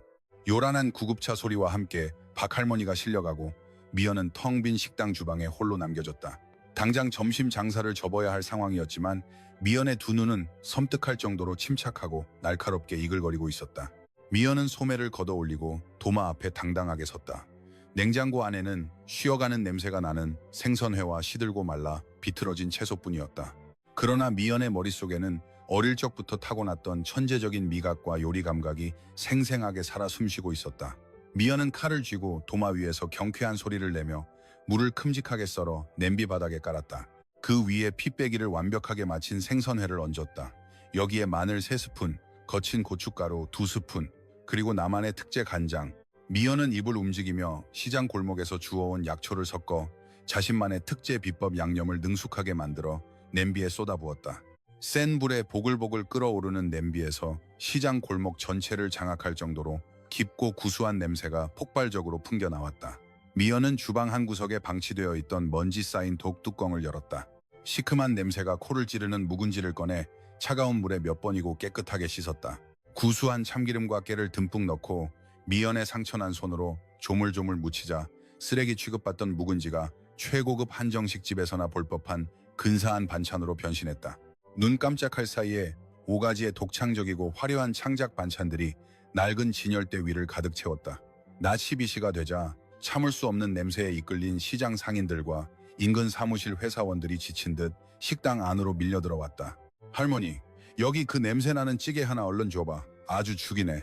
미연이 뜨거운 뚝배기를 식탁 위에 놓자마자 손님들은 숟가락을 들고 커다랗게 국물을 들이켰다. 으아, 이거 입안에서 살살 녹네. 진짜 대박이야. 한 입 맛본 손님들의 눈이 튀어나올 듯 커지고 감탄사가 식당 곳곳에서 터져나왔다. 소문은 눈 깜짝할 사이에 퍼져나가 무서운 속도로 번져나갔다. 파리만 날리던 낡은 국밥집 앞에 덜덜 떨리는 추위 속에서도 몇십 명의 줄이 길게 늘어서는 기적이 일어났다. 미연은 쉴 틈 없이 화구를 돌리고 이마에 송골송골 맺힌 땀을 닦아냈지만 그녀의 입가에는 처음으로 짜릿한 미소가 번지고 있었다. 일주일 후 다리에 두툼한 깁스를 하고 목발을 짚은 채 식당 문을 열고 들어선 박할머니는 입을 떡 벌리고 굳어버렸다. 이게 다 뭐야? 도대체 이게 무슨 일이야? 여우에 홀린 것 같네. 발 디딜 틈 없이 만원인 손님들과 계산대 금고에 터져나갈 듯 쌓인 현금 뭉치를 보고 박할머니의 손이 덜덜 떨렸다. 장사가 끝난 한밤중 박할머니는 셔터를 내리고 미연을 식탁 앞에 앉혔다. 미연아, 너 도대체 정체가 뭐야? 어떻게 이런 썩어가는 재료로 이런 고급스러운 맛을 낼 수 있는 거야? 미연이 땀에 젖은 앞치마를 풀고 단호하고 또렷한 목소리로 대답했다. 할머니, 저에게 여기 주방을 정식으로 맡겨주세요. 제가 이 식당 매출을 10배, 아니 100배로 만들어 보이겠습니다. 박할머니는 주머니에서 꾸깃꾸깃한 달력 종이를 꺼내 돋보기를 쓰고 볼펜을 꾹 눌러 글씨를 썼다. 좋아, 오늘부터 네가 이 식당의 정식 요리장이다. 음식 팔아서 남은 이익은 너랑 나랑 정확히 반반씩 나누는 거다. 알았지? 박할머니가 거칠게 내민 손글씨 계약서를 받아든 미연의 눈시울이 뜨거워졌다. 그날 새벽 미연은 곰팡이 냄새 나는 낡은 원룸으로 돌아와 가방 깊숙이 넣어두었던 은행 통장을 펼쳤다. 며칠 만에 인쇄된 통장 잔액에는 미연이 평생 만져본 적도 없는 거액의 숫자가 선명하게 인쇄되어 있었다. 미연은 통장을 가슴에 품고 소리 없이 바닥에 엎드려 오열했다. 그러나 미연이 흘리는 눈물은 결코 슬픔이 아니었다. 그것은 지옥으로 내쫓긴 그들에게서 빼앗긴 아들을 합법적으로 되찾고 저 오만한 악마들의 목줄을 끊어놓을 복수극의 완벽한 시작을 알리는 차가운 신호탄이었다. 미연은 코피를 흘리면서도 헌책방에서 주워온 낡은 요리책을 눈에 불을 켜고 읽어 통째로 머릿속에 집어넣기 시작했다. 언젠가 반드시 내 이름을 건 거대한 외식 제국을 건설하고 가장 높은 꼭대기에서 저 벌레 같은 인간들을 내려다보겠다는 미연의 목표가 어둠 속에서 선명하고 날카롭게 형상화되고 있었다. 국밥집이 동네 명소로 자리 잡은 지 6개월이 흘렀다. 점심 장사가 끝나고 손님들이 썰물처럼 빠져나간 조용한 오후였다. 낡은 정장 차림의 큰 남자가 식당 문을 조심스럽게 열고 들어섰다. 그는 국내 굴지의 외식 프랜차이즈 기업 대표인 이준석이었다. 시장 조사를 위해 일부러 낡은 옷을 입고 찾아온 것이었다. 여기 돼지고기 볶음과 묵은지 정식 하나 주세요. 준석이 구석자리로 가서 앉으며 주문했다. 잠시 후 김이 모락모락 나는 뚝배기와 반찬들이 식탁 위에 차려졌다. 준석은 아무 생각 없이 국물을 숟가락 가득 떠서 입에 넣었다. 그 순간 준석의 눈이 크게 변했다. 설마 이 맛은 그럴 리가 없는데. 준석이 들고 있던 숟가락을 식탁 위에 거칠게 놓으며 중얼거렸다. 10년 전 대학 시절 동아리 MT에서 자신이 남몰래 짝사랑했던 동기 미연이 만들어줬던 바로 그 맛과 똑같았기 때문이었다. 준석의 심장이 미친 듯이 쿵쿵 뛰기 시작했다. 맛이 없으십니까? 간이 너무 짭니까? 주방 쪽에서 낡은 앞치마를 두르고 땀을 닦으며 걸어온 요리장이 걱정스러운 듯 물었다. 준석은 얼굴을 들고 요리장의 얼굴을 확인했고 그 자리에서 돌처럼 굳어버렸다. 미연. 준석의 입술이 가늘게 떨렸다. 눈앞에 서 있는 여인은 틀림없이 미연이었다. 그러나 화려하고 당당했던 옛 모습은 온데간데 없었다. 머리는 산발이고 손등은 갈라져 핏물이 배어 있었다. 그 비참한 모습에 준석은 숨이 턱 막혔다. 자신이 알고 있던 그 빛나던 여인이 왜 이런 한구석 식당에서 고된 일을 하고 있는지 믿을 수 없었다. 네, 저를 아십니까? 미연이 경계하는 표정으로 고개를 갸웃하며 물었다. 준석은 아는 척할 용기가 도저히 나지 않았다. 눈물이 쏟아질 것 같아 급히 지폐 몇 장을 식탁에 놓고 도망치듯이 식당 밖으로 뛰쳐나갔다. 회사로 돌아온 준석은 비서실장에게 벼락같이 으르렁거렸다. 당장 미연이라는 사람의 지난 5년간 행방을 전부 알아내서 가져와.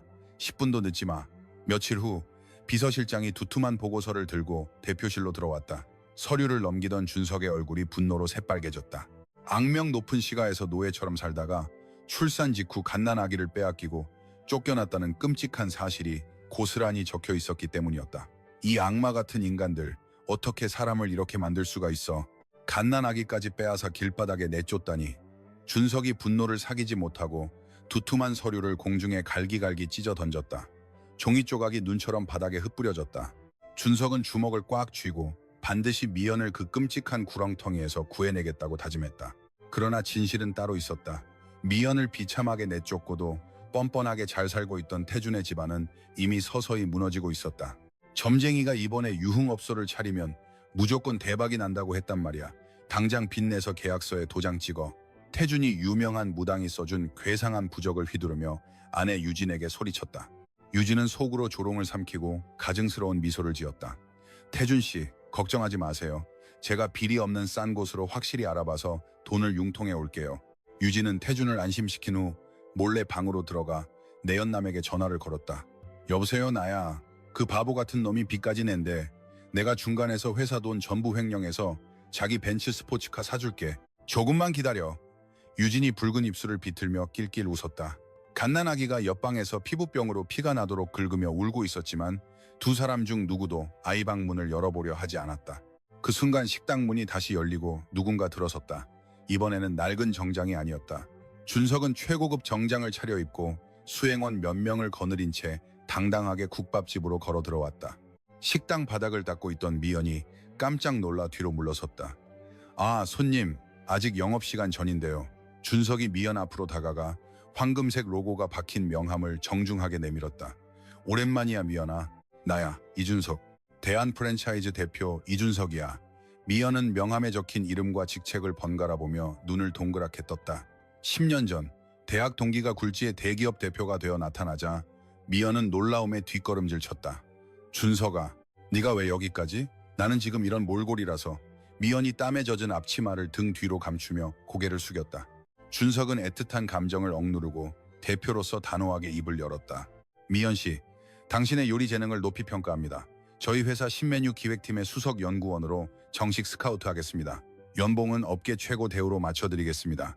대기업의 파격적인 제안에 미연은 숨이 파질 듯했다.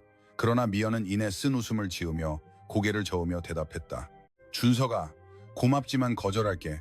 나 대학도 졸업 못했고 주부라는 낙인만 찍힌 채 내세울 스펙 하나도 없어. 내 회사에 민폐만 끼칠 거야. 그런데 이때 놀라운 일이 벌어졌다. 구석에서 마늘을 까고 있던 박할머니가 갑자기 칼을 도마 위에 쿵 하고 꽂아 넣으며 소리쳤다. 이 철부지 같은 년이 무지렁이 늙은이 밑에서 평생 썩은 마늘이나 까먹을 셈이냐? 당장 앞치마 벗어던지고 저 사람 따라가. 미연이 깜짝 놀라 박할머니를 쳐다보자 박할머니가 미연의 등짝을 거칠게 후려치며 소리쳤다. 돈을 바글바글 긁어 모아서 내 귀한 손자를 찾아내고 그 짐승 같은 전 시가족들의 목줄을 끊어놔야 할 것 아니야?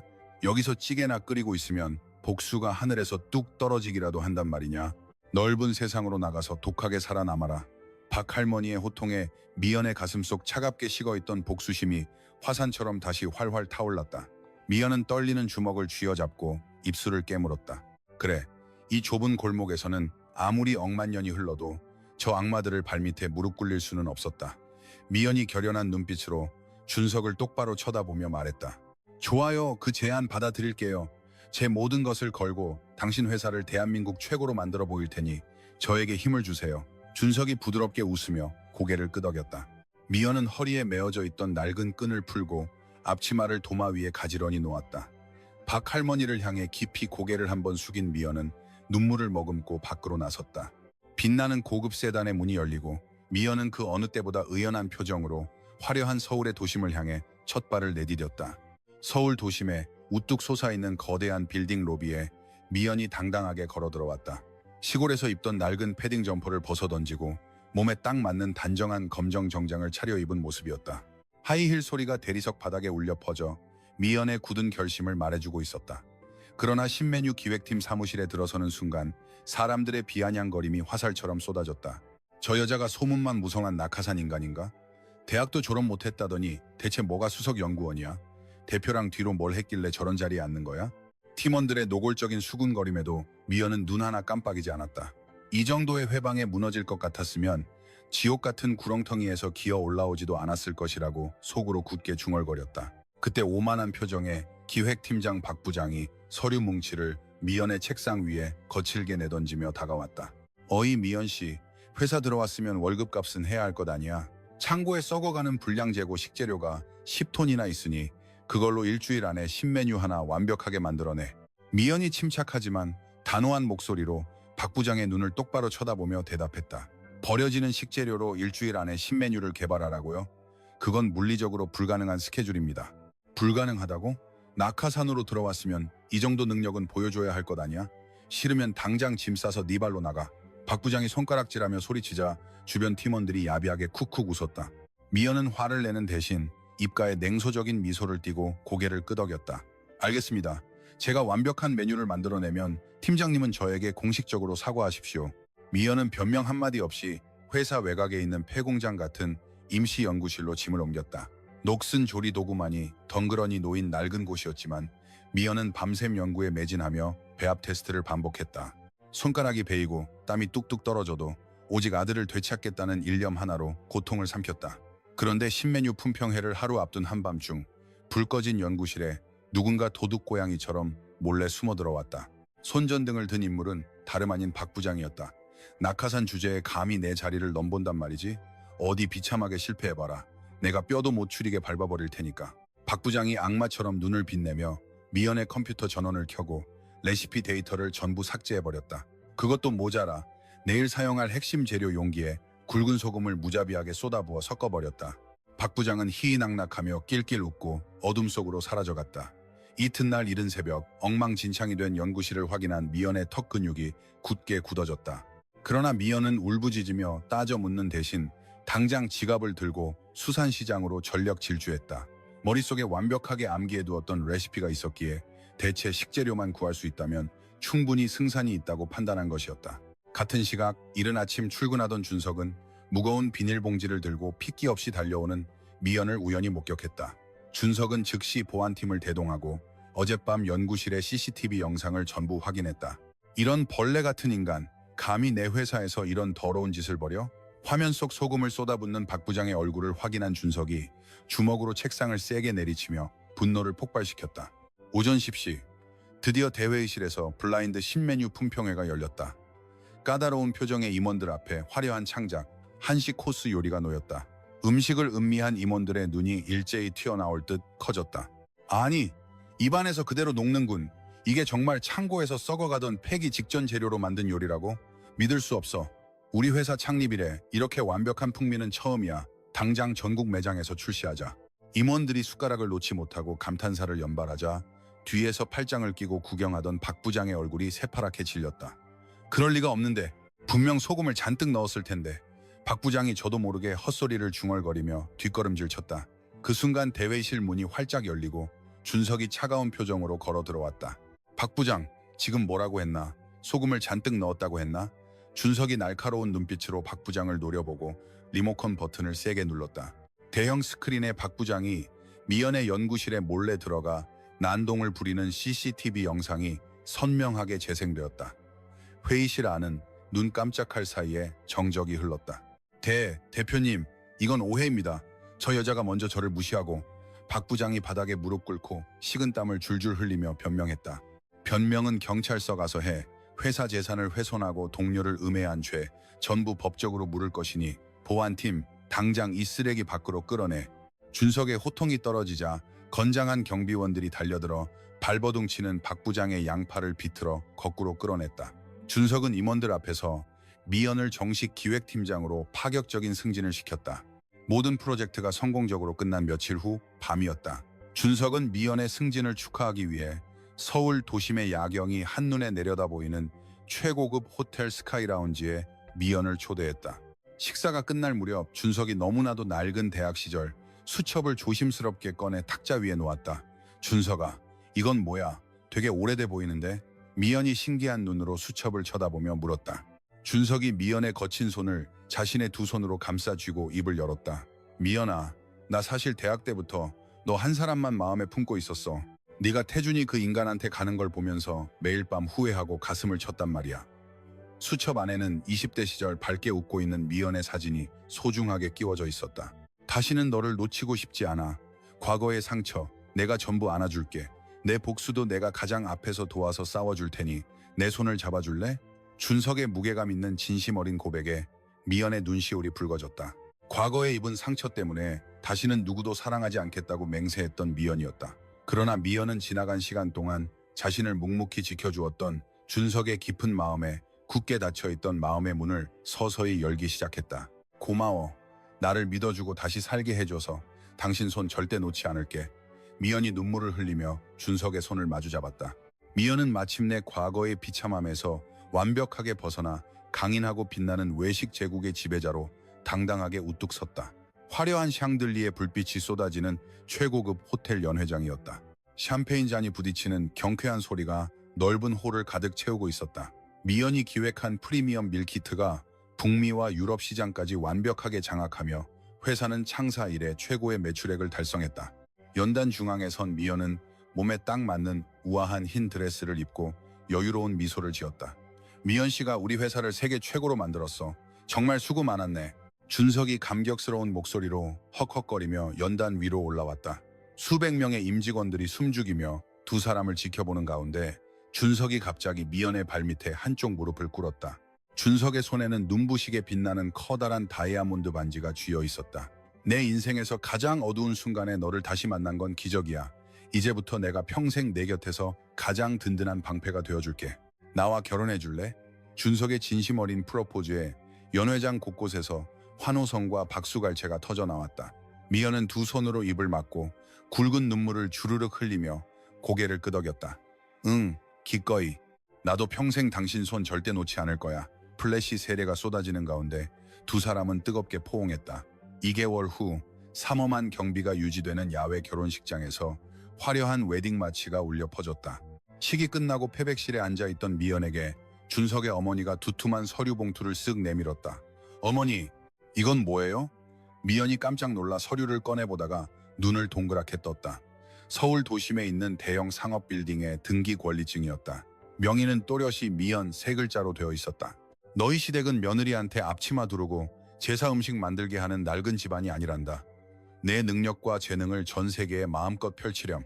이건 내가 며느리한테 주는 결혼 선물이니 든든한 비상금으로 가지고 있거라. 시아버지 또한 인자하게 웃으며 미연의 어깨를 토닥였다. 그래, 혹시 준석이가 속썩이면 당장 이 아비한테 말해라. 다리 몽둥이를 부러뜨려 놓을 테니. 알았지? 과거 전 시어머니의 끔찍한 폭언과 학대에 시달렸던 미연의 가슴속 응어리가 봄눈 녹듯이 스르르 녹아내렸다. 미연은 시부모님의 손을 꽉 쥐고 몇 번이고 고개를 숙였다. 감사합니다. 정말 감사합니다. 준석 씨와 평생 행복하게 살겠습니다. 결혼 1년 후 따뜻한 햇살이 쏟아지는 특별실 산후조리원이었다. 과거 피비린내 나고 싸늘했던 병실과는 차원이 다른 안락한 방에서 미연은 폭신폭신한 침대에 기대 앉아 있었다. 미연아, 우리 딸 하나 코 좀 봐. 이거 완전 너랑 똑같다. 어쩜 이렇게 예쁠까? 준석이 갓 태어난 딸을 조심스럽게 가슴에 안고 귀까지 걸린 채 웃으며 호들갑을 떨었다. 미연이 부드럽게 웃으며 준석의 팔을 어루만졌다. 당신 입술이랑 똑같이 생겼는데 뭘 그런 말씀을 하세요? 저한테 산후조리원 통째로 빌려줘서 돈 너무 많이 쓴 것 아니에요? 무슨 소리야. 내 아내와 내 딸인데 이 세상에서 가장 좋은 것만 해줘야지. 당신은 아무 걱정 말고 몸이나 편히 쉬어. 준석이 미연의 이마에 따뜻하게 입을 맞췄다. 미연은 과거 차가운 병실에서 갓난아기를 빼앗기고 몸 하나로 쫓겨났던 비참한 기억들을 이곳에서 완벽하게 씻어냈다. 육아휴직에서 복귀한 미연은 최연소 이사로 승진하며 커리어의 정점을 찍었다. 어느 주말 오후 서울 강남의 최고급 백화점 바트 특별실 안이었다. 미연이 폭신폭신한 소파에 앉아 티컵을 들고 환하게 웃고 있었다. 맞은편에는 국밥집 박 할머니가 머리부터 발끝까지 명품 옷과 보석으로 치장한 채 앉아 있었다. 아이고 미연아, 이 가방 하나가 100만 원이 넘는다고? 제정신이야? 내가 손이 덜덜 떨려서 이걸 어떻게 들고 다녀? 박 할머니가 가죽 가방을 쓰다듬으며 놀란 가슴을 쓸어내렸다. 미연이 두툼한 용돈 봉투를 할머니 무릎 위에 놓으며 윙크했다. 할머니, 제가 나락 같은 구렁텅이에 있을 때 할머니가 사람 만들어 주셨잖아요. 이 정도는 아무것도 아니에요. 계절마다 모시고 올 테니까 펑펑 쓰시면서 편하게 사세요. 박 할머니는 눈시울을 붉히며 미연의 손을 꽉 쥐었다. 자신이 나락에 있을 때 은혜를 베풀어준 사람에게는 아낌없이 보답하며 미연은 막강한 재력과 여유를 지닌 지배자처럼 자신의 인생을 컨트롤했다. 그 무렵 회사 최상층에 위치한 미연의 이사 집무실 문이 무겁게 열렸다. 미연이 막대한 돈을 들여 고용한 국내 최고의 사설 탐정팀 팀장이 굳은 표정으로 들어와 서류를 내밀었다. 지시하신 태준 일가의 행방을 샅샅이 찾아봤지만 상황이 그리 좋지 않습니다. 탐정의 말에 미연의 얼굴에서 미소가 스르르 사라졌다. 미연이 서류를 빠르게 훑어보고 날카롭게 물었다. 상황이 좋지 않다니 대체 무슨 말이야?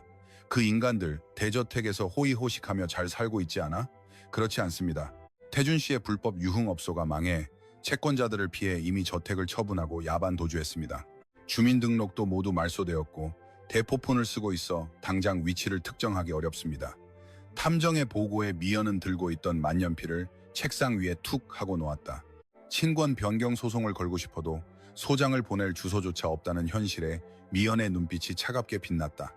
팀장님, 당장 탐정팀 인원을 2배로 늘리고 자금은 원하는 대로 무제한으로 입금해 드릴 테니 전국의 첩보망을 전부 개통해서 그 인간들의 머리카락 한 올이라도 찾아내요.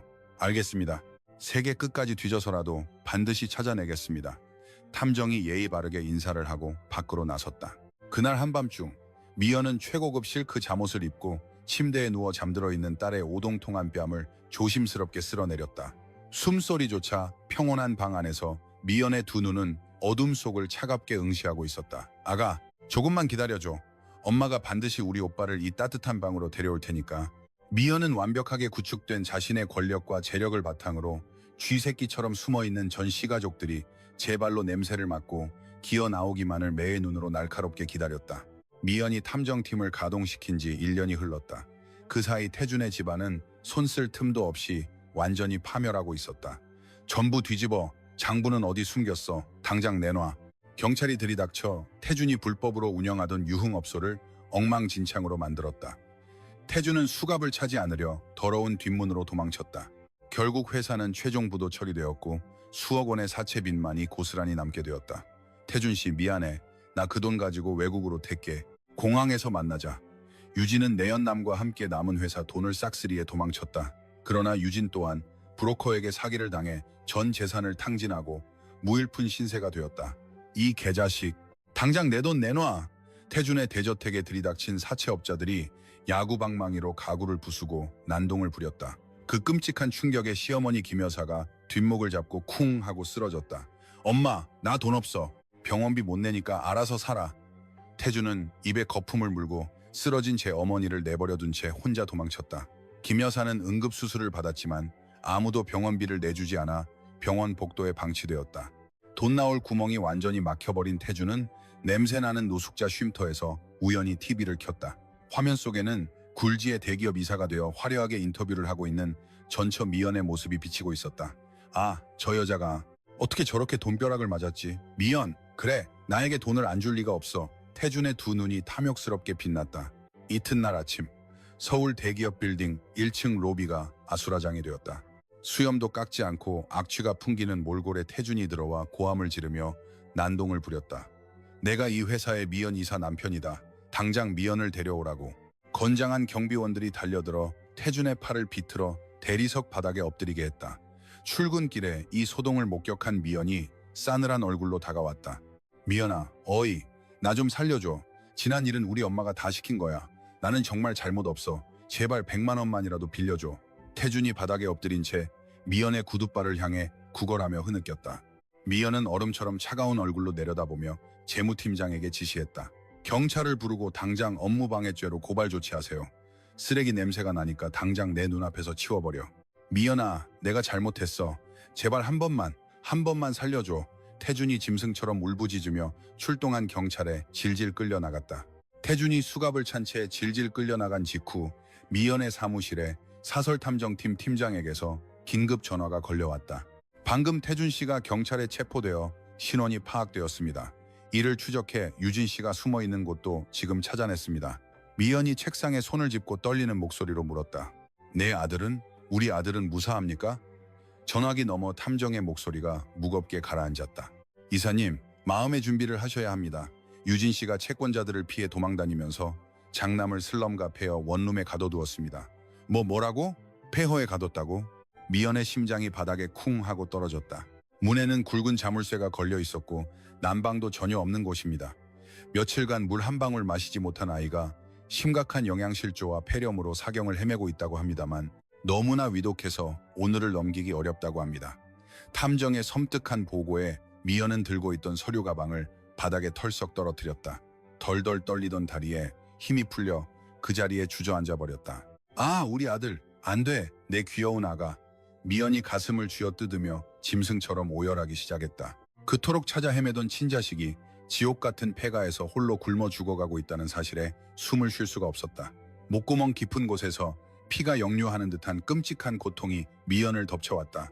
비서의 연락을 받고 급히 뛰어들어온 준석이 바닥에 쓰러진 미연을 세게 안아주었다. 미연아, 정신 차려. 지금 울고 있을 때가 아니야. 아이부터 구해야지. 준석이 미연의 어깨를 세게 움켜쥐고 눈을 마주치며 소리쳤다. 미연은 흐르는 눈물을 손등으로 박박 닦고 핏발 선 눈으로 몸을 일으켰다. 치솟는 분노에 온몸에 피가 역류하는 것 같았다. 준석아, 당장 움직일 수 있는 사람 전부 동원해서 내 아이를 구해줘. 저 악마 같은 인간들 오늘 전부 죽여버릴 거야. 단 한 명도 살려두지 않을 거야. 미연이 이를 악물고 섬뜩하게 선언했다. 준석은 즉시 비서실에 인터폰을 연결하고 긴급 지시를 내렸다. 회사 소속 법무팀 변호사들을 전부 긴급 소집시키고 그리고 시설 경호팀과 최고급 구급차를 대동해 내가 지금 보내는 주소지로 출발시켜. 준석이 미연의 손을 꽉 쥐고 사무실을 박차고 나갔다. 지옥 밑바닥에서 숨이 끊어지려 하는 아들을 구하고 짐승만도 못한 인간들을 완벽하게 찢어놓을 마지막 사냥이 드디어 시작되었다. 요란한 경찰차, 사이렌 소리가 좁고 어두운 슬럼과 골목을 찢어놓을 듯이 울려 퍼졌다. 준석의 고급 세단이 흙먼지를 일으키며 낡은 폐가 앞에 급정거했다. 차문이 열리기도 전에 미연이 짐승처럼 뛰쳐나왔다. 빨리, 제발 저 문을 빨리 열어주세요. 미연이 굳게 닫힌 녹슨 철문을 주먹으로 쿵쿵 두드리며 경찰을 향해 울부짖었다. 경찰 특수기동대가 육중한 절단기를 가져와 굵은 자물쇠를 사정없이 잘라냈다. 무거운 철문이 떨어져 나가자 코를 찌르는 악취와 썩은 곰팡이 냄새가 풍겨나왔다. 아가, 내 귀여운 아들 어디 있어? 미연이 손전등 불빛에 의지해 얼어붙은 방 안으로 뛰어들어갔다. 방구석에는 쥐가 갉아먹은 쓰레기 봉투들이 널브러져 있었고 그 한가운데에 더러운 담요를 덮은 작은 몸이 웅크리고 있었다. 미연이 덜덜 떨리는 손으로 담요를 들쳤다. 아, 미연의 입에서 심장이 찢어지는 듯한 비명이 터져나왔다. 뼈가 앙상하게 드러날 정도로 마른 아이가 얼굴이 새파랗게 질린 채 의식을 잃고 쓰러져 있었다. 며칠간 물 한 방울 마시지 못한 아이의 입술은 갈라지고 피가 말라붙어 있었다. 아들, 눈 떠. 엄마야. 엄마가 데리러 왔어. 미연이 아이의 차가운 몸을 세게 안고 제 체온을 나눠주려는 듯 미친 듯이 얼굴을 비볐다. 뒤따라 들어온 준석이 눈물을 뚝뚝 흘리며 구급대원들을 향해 고함쳤다. 여기야. 아이가 숨을 쉬지 않아. 당장 구급차로 옮겨줘. 구급대원들이 아이의 입에 산소 마스크를 씌우고 들것에 태워 화살처럼 구급차로 달려갔다. 미연은 아이의 앙상한 손을 두 손으로 꽉 쥐고 피눈물을 흘렸다. 구조된 아들은 대학병원 특실로 옮겨져 밤샘 응급처치를 받았다. 이튿날 아침 아이는 겨우 안정을 되찾고 파리했던 뺨에 옅은 핏기가 돌기 시작했다. 미연아, 의사 선생님이 고비는 넘겼대. 우리 아들 이제 살았어. 밤새도록 미연의 곁을 지켰던 준석이 미연의 어깨를 안고 속삭였다. 미연은 아이의 예쁜 이마에 몇 번이고 입을 맞추고 차갑게 가라앉은 눈으로 일어섰다. 준석아, 나 이제 절대 울지 않을 거야. 저 벌레 같은 악마들, 내가 숨통을 전부 끊어놓을 거야. 그때 미연의 전담 변호사, 최 변호사가 병실로 들어와 예의 바르게 고개를 숙였다. 이사님, 지시하신 대로 태준 일가의 은닉 재산을 모두 찾아냈습니다. 유진 씨 명의로 횡령한 차명 계좌까지 단 1원도 남김없이 법원에 가압류 신청을 마쳤습니다. 더 이상 그 인간들에게는 숨 쉴 돈조차 없을 겁니다. 수고했어요. 유진은 지금 어디에 있습니까? 미연이 날카롭게 눈을 빛내며 물었다. 아동학대 지명수배가 내려지자 브로커를 통해 위조 여권을 샀다고 합니다. 오늘 밤 국제항에서 밀항선을 타고 도망갈 계획입니다. 사설탐정팀이 이미 항구에서 잠복하고 있습니다. 최 변호사의 말에 미연의 입가에 잔혹하고 차가운 미소가 번졌다. 그날 한밤중 칠흑같이 어두운 국제항 여객터미널 뒷골목이었다. 검은 모자를 깊이 눌러쓴 유진이 불안한 듯 주위를 두리번거리며 커다란 캐리어 가방을 끌고 나타났다. 아, 배는 왜 이렇게 안 오는 거야? 이러다 경찰한테 잡히면 끝장인데. 유진이 신경질적으로 손톱을 물어뜯으며 중얼거렸다. 그 순간 어둠 속에서 수십 개의 자동차 불빛이 일제히 켜지며 유진의 눈을 부릅뜨게 했다. 유진 씨, 움직이지 마. 당신은 포위됐어. 미연이 고용한 사설탐정들과 해양경찰이 우르르 몰려와 유진의 앞을 겹겹이 가로막았다. 짝, 이거 놔. 나 안 갈 거야. 살려줘. 유진이 미친 사람처럼 비명을 지르며 캐리어 가방을 내던지고 뒤로 도망치려 했다.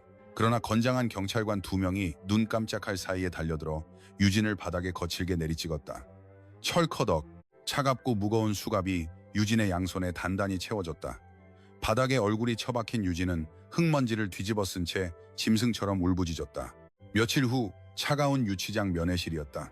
아동학대와 사기 혐의로 구속된 태준과 유진이 쇠창살을 사이에 두고 마주 앉아 있었다.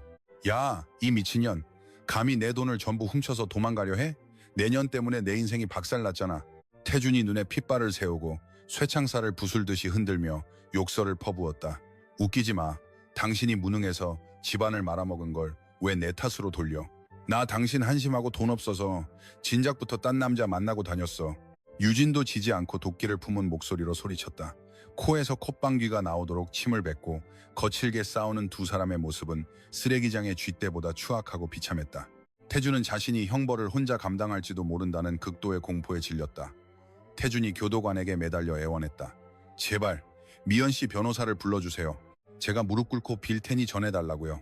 잠시 후 최 변호사가 차가운 표정으로 면회실로 들어왔다. 최 변호사님, 제가 정말 잘못했습니다. 미연 씨에게 제발 한 번만 용서해달라고. 선처해달라고 전해주세요. 저 교도소 가면 죽어요. 태준이 바닥에 엎드려 두 손을 비비며 빌고 오열했다. 최 변호사는 그런 태준을 벌레처럼 내려다보며 서류 가방에서 사진 한 장을 꺼내 쇠창살 안으로 던졌다. 사진 속에는 뼈만 앙상하게 남은 아이가 쓰레기 더미 위에 쓰러져 있는 참혹한 모습이 찍혀 있었다. 당신의 아이가 이렇게 죽어가고 있었습니다. 이사님께서 전하라고 하셨습니다. 선처는 일밈도 없습니다. 당신들이 지옥 가는 걸 똑똑히 지켜볼 거라고 합니다.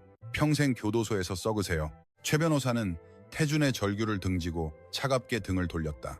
태준은 바닥을 치며 짐승처럼 울부짖었지만 아무도 그를 돌아보지 않았다.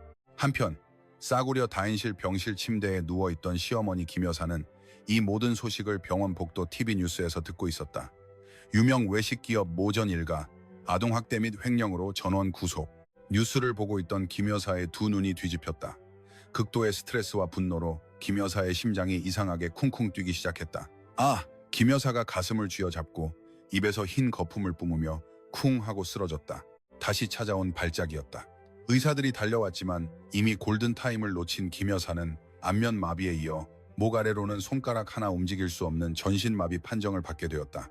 아들의 병실 창가에 서 있던 미연은 멀리 보이는 검찰청 건물을 싸늘한 눈빛으로 응시했다. 미연아, 놈들 전부 구속됐어. 이제 재판만 남았어. 준석이 다가와 미연의 어깨를 따뜻하게 감싸 안아주었다. 미연은 유리창에 비친 자신의 단호한 얼굴을 응시하고 입가에 차가운 미소를 띄었다. 악마들을 완벽하게 짓밟아버릴 마지막 법정 심판이 눈앞에 다가와 있었다. 서울지방법원 대법정 안은 사람들의 열기로 뜨겁게 달아올라 있었다. 방청석 맨 앞줄에 앉은 미연은 머리부터 발끝까지 기품 있는 검정 정장을 차려입고 여유롭게 등받이에 기대 앉아 있었다. 반면 피고인석에는 파란 죄수복을 입고 포승줄에 묶인 태준과 유진이 덜덜 떨며 고개를 숙이고 있었다. 재판장 정면에 있는 대형 스크린에 끔찍한 영상이 재생되기 시작했다. 뼈만 앙상하게 남은 아이가 곰팡이 핀 폐가 바닥에서 쓰레기를 주워 먹는 영상이었다. 이어서 유진이 내연남과 호텔을 드나들며 돈을 뿌리는 장면이 번갈아 나오자 방청석에서는 분노의 고함이 터져 나왔다. 저런 짐승만도 못한 놈들 당장 사형시켜라. 어떻게 자기 핏줄을 저렇게 만들 수 있어. 천벌을 받을 악마들. 방청석에 쏟아지는 비난에 태준이 바닥에 엎드려 재판관을 향해 울부짖었다. 재판장님, 저는 정말 몰랐습니다. 저 독사 같은 여자가 아이를 폐가에 가둬둔 겁니다. 부디 정상 참작을. 유진도 지지 않고 포승줄에 묶인 채 발버둥 치며 소리쳤다. 개소리하지 마. 당신이 돈 없으니까 애벌이라고 했잖아. 재판장님, 저 남자가 주범입니다. 저는 시키는 대로 한 죄밖에 없습니다. 서로에게 죄를 떠넘기며 침을 뱉는 두 사람의 모습에 재판관이 불쾌한 표정으로 법봉을 세게 내리쳤다. 피고인 이태준, 피고인 박유진. 두 사람의 아동학대 및 유기, 특수횡령의 죄질은 인간이기를 포기한 수준으로 매우 악질입니다. 법정 안은 물을 끼얹은 듯 조용해졌다. 재판관의 단호하고 엄중한 목소리가 울려 퍼졌다. 이에 본 법원은 피고인 이태준의 친권을 영구 박탈하고 친모 박미연을 단독 친권자로 최종 선고합니다. 또한 피고인 이태준에게 징역 7년, 피고인 박유진에게 징역 10년의 중형을 선고하며 위자료 전액을 지급할 것을 명합니다. 쾅! 법정 구속을 확정하는 법봉 소리가 떨어지는 순간 미연의 두 눈에서 꾹 참았던 뜨거운 눈물이 본물처럼 쏟아져 내렸다. 옆에 앉아있던 준석이 미연의 어깨를 따뜻하게 안아주며 부드럽게 속삭였다. 미연아, 끝났어. 이제 우리 아들 완벽하게 되찾았어. 정말 수고 많았네. 미연은 준석의 가슴에 기댄 채 고개를 끄덕이며 환하게 웃었다. 법정을 빠져나가던 태준과 유진은 서로의 머리채를 움켜쥐고 발길질하며 욕설을 퍼부었다. 이 개자식, 내년 때문에 내 인생이 교도소에서 썩게 됐잖아. 당신이 무능하니까 이렇게 된 것 아니야. 징역 7년, 거기서 허리라도 부러져 죽어버려. 두 사람은 교도관들에게 짐승처럼 질질 끌려 법정 복도 끝으로 비참하게 사라져갔다. 재판이 끝나고 몇 개월이 흘렀다. 차갑고 퀴퀴한 여자교도소 화장실 바닥에 유진이 피투성이가 된 채 쓰러져 있었다. 유진이 돈을 떼먹었던 사채업자의 사주를 받은 덩치 큰 재소자들이 매일같이 유진을 밟고 지나갔다. 아, 제발 살려줘. 내가 나중에 돈 전부 갚을게. 유진이 바닥을 기어다니며 구걸했지만 재소자들은 유진의 머리채를 움켜쥐고 변기통에 거칠게 쳐박았다. 시끄러워. 네가 횡령한 돈이 얼마인 줄 알아? 여기서 살아서 나갈 생각 마. 오늘 반쯤 죽여놓고 밖에서 연락 왔어. 유진은 매일 밤 극심한 공포와 고통에 시달리며 정신착란 증세까지 보이기 시작했다. 같은 시각 가장 노동 강도가 센 지방 노역장에 투입된 태준 또한 긴 징역살이를 하고 있었다. 무거운 돌을 운반하던 태준이 허리를 부여잡고 흙바닥에 나뒹굴며 비명을 질렀다. 아, 허리, 교도관님, 저 허리가 끊어질 것 같습니다. 제발 병원으로 좀 보내주세요. 그러나 교도관은 냉랭한 눈빛으로 쇠망치를 바닥에 내리치며 으르렁거렸다. 꾀병 부리지 말고 당장 일어나. 오늘 할당량을 채우지 못하면 밥 국물도 없을 줄 알아. 태준은 피 흐르는 손으로 돌을 움켜쥐고 매일 밤 뼈가 부서지는 고통 속에서 비참한 눈물만을 흘렸다. 한편 냄새나고 열악한 최하위 등급 무료 요양원 구석 침대였다. 전신마비로 갈 곳을 잃은 시어머니 김 여사가 앙상한 몸으로 누워 있었다. 파리가 얼굴에 앉아도 손가락 하나 움직일 수 없는 김 여사의 탁한 두 눈에서 굵은 눈물이 뚝뚝 떨어졌다. 미연아, 내가 잘못했다. 내 귀한 며느리, 제발 나 좀 살려줘. 김 여사는 하루 종일 하늘을 바라보며 과거 자신이 냉혹하게 내쫓았던 미연의 이름만을 외쳤지만 아무도 그 늙고 병든 노인에게 따뜻한 물 한 잔 건네주지 않았다. 악연의 굴레를 완벽하게 끊어내고 완벽한 복수를 이룬 미연의 일상은 눈부실 정도로 평화로웠다. 호화로운 정원이 있는 대저택 거실이었다. 아빠, 이거 봐. 내가 로봇을 조립했어. 건강을 완벽하게 회복한 장남이 준석의 품에 안겨 천진난만하게 웃었다. 처음에는 낯선 환경을 극도로 경계하던 아들도 미연의 헌신적인 사랑과 준석의 진심 어린 노력 덕분에 마음의 문을 활짝 열었다. 우와, 우리 아들 천재인데. 아빠가 주말에 로봇 박물관 데려가 줄게. 준석이 아들을 높이 안아 올리고 뺨에 입을 맞췄다. 소파에 앉아 딸을 가슴에 안고 그 모습을 지켜보던 미연의 입가에는 이 세상 가장 행복한 미소가 번졌다. 미연은 자신의 이름을 건 수천억 원 규모의 사회공헌재단을 사재를 털어 설립했다. 가정폭력과 학대로 고통받는 미혼모와 아이들의 자립을 전폭적으로 지원하고 자신이 받은 사랑을 세상에 아낌없이 나눠주었다. 어느 맑게 갠 겨울밤, 미연은 회사 스카이라운지 프라이빗룸에서 유리창 너머로 눈부시게 빛나는 서울 도심의 야경을 내려다보고 있었다. 5년 전 갓난아기를 빼앗기고 위자료 한 푼 없이 몸 하나로 병원 밖으로 내쫓기던 그 섬뜩하고 춥고 시리던 겨울밤이 떠올랐다. 주머니에 1,000원짜리 지폐 몇 장을 움켜쥐고 꽁꽁 얼어붙은 거리를 걸으며 독하게 다짐했던 그날의 미연은 이제 흔적조차 남아있지 않았다. 지금 미연은 거대한 외식 제국의 꼭대기에서 전 세계를 자신의 발 아래에 두고 있었다. 미연아, 무슨 생각해? 야경이 정말 예쁘다. 준석이 다가와 미연의 어깨를 따뜻하게 안아주고 와인잔을 건넸다. 유리창에 비친 미연의 화려하고 당당한 모습, 위로 멀리서 두 아이의 경쾌한 웃음소리가 음악처럼 들려왔다. 내 인생에서 지금이 가장 눈부시고 따뜻한 밤이야. 고마워, 준석 씨. 지옥 같던 과거를 완벽하게 짓밟고 자신의 힘으로 찬란한 제국을 일궈낸 미연은 진정한 인생의 지배자로 환하게 미소 지었다. 오늘의 이야기 어떠셨나요? 며느리를 소모품 취급하고 친자식마저 빼앗아 냉혹하게 길바닥에 내쫓았던 일가는 결국 자신들의 탐욕과 악행에 발목 잡혀 비참한 최후를 맞이했습니다. 반면 아무것도 가진 것 없는 나락 같은 구렁텅이에서조차 포기하지 않고 뼈를 깎는 노력으로 스스로의 인생을 당당하게 개척한 미연 씨는 마침내 빼앗긴 아들을 되찾고 눈부신 성공을 이뤄냈습니다. 남의 가슴에 피눈물을 흘리게 하면 결국 자기 눈에는 피가 끓어넘친다는 인과응보의 진리를 깊이 깨닫게 해주는 이야기였습니다. 인생에 아무리 어둡고 추운 겨울밤이 찾아와도 포기하지 않고 꿋꿋하게 걸어간다면 반드시 따뜻하고 찬란한 아침 해는 떠오르는 법입니다. 사랑하는 시청자 여러분, 오늘 이야기가 가슴을 뻥 뚫어주는 시원한 위로가 되었기를 바랍니다. 이야기가 재미있고 유쾌하게 들으셨다면 화면 하단에 있는 빨간 구독 버튼과 좋아요를 꼭 눌러주시고 따뜻한 응원의 댓글도 꼭 한 말씀 남겨주세요. 여러분들의 소중한 관심이 큰 힘이 됩니다. 환절기 감기 조심하시고 늘 건강하고 평안한 하루 보내세요. 감사합니다. 파일 끝. 2026년 3월 19일 오전 6시 7분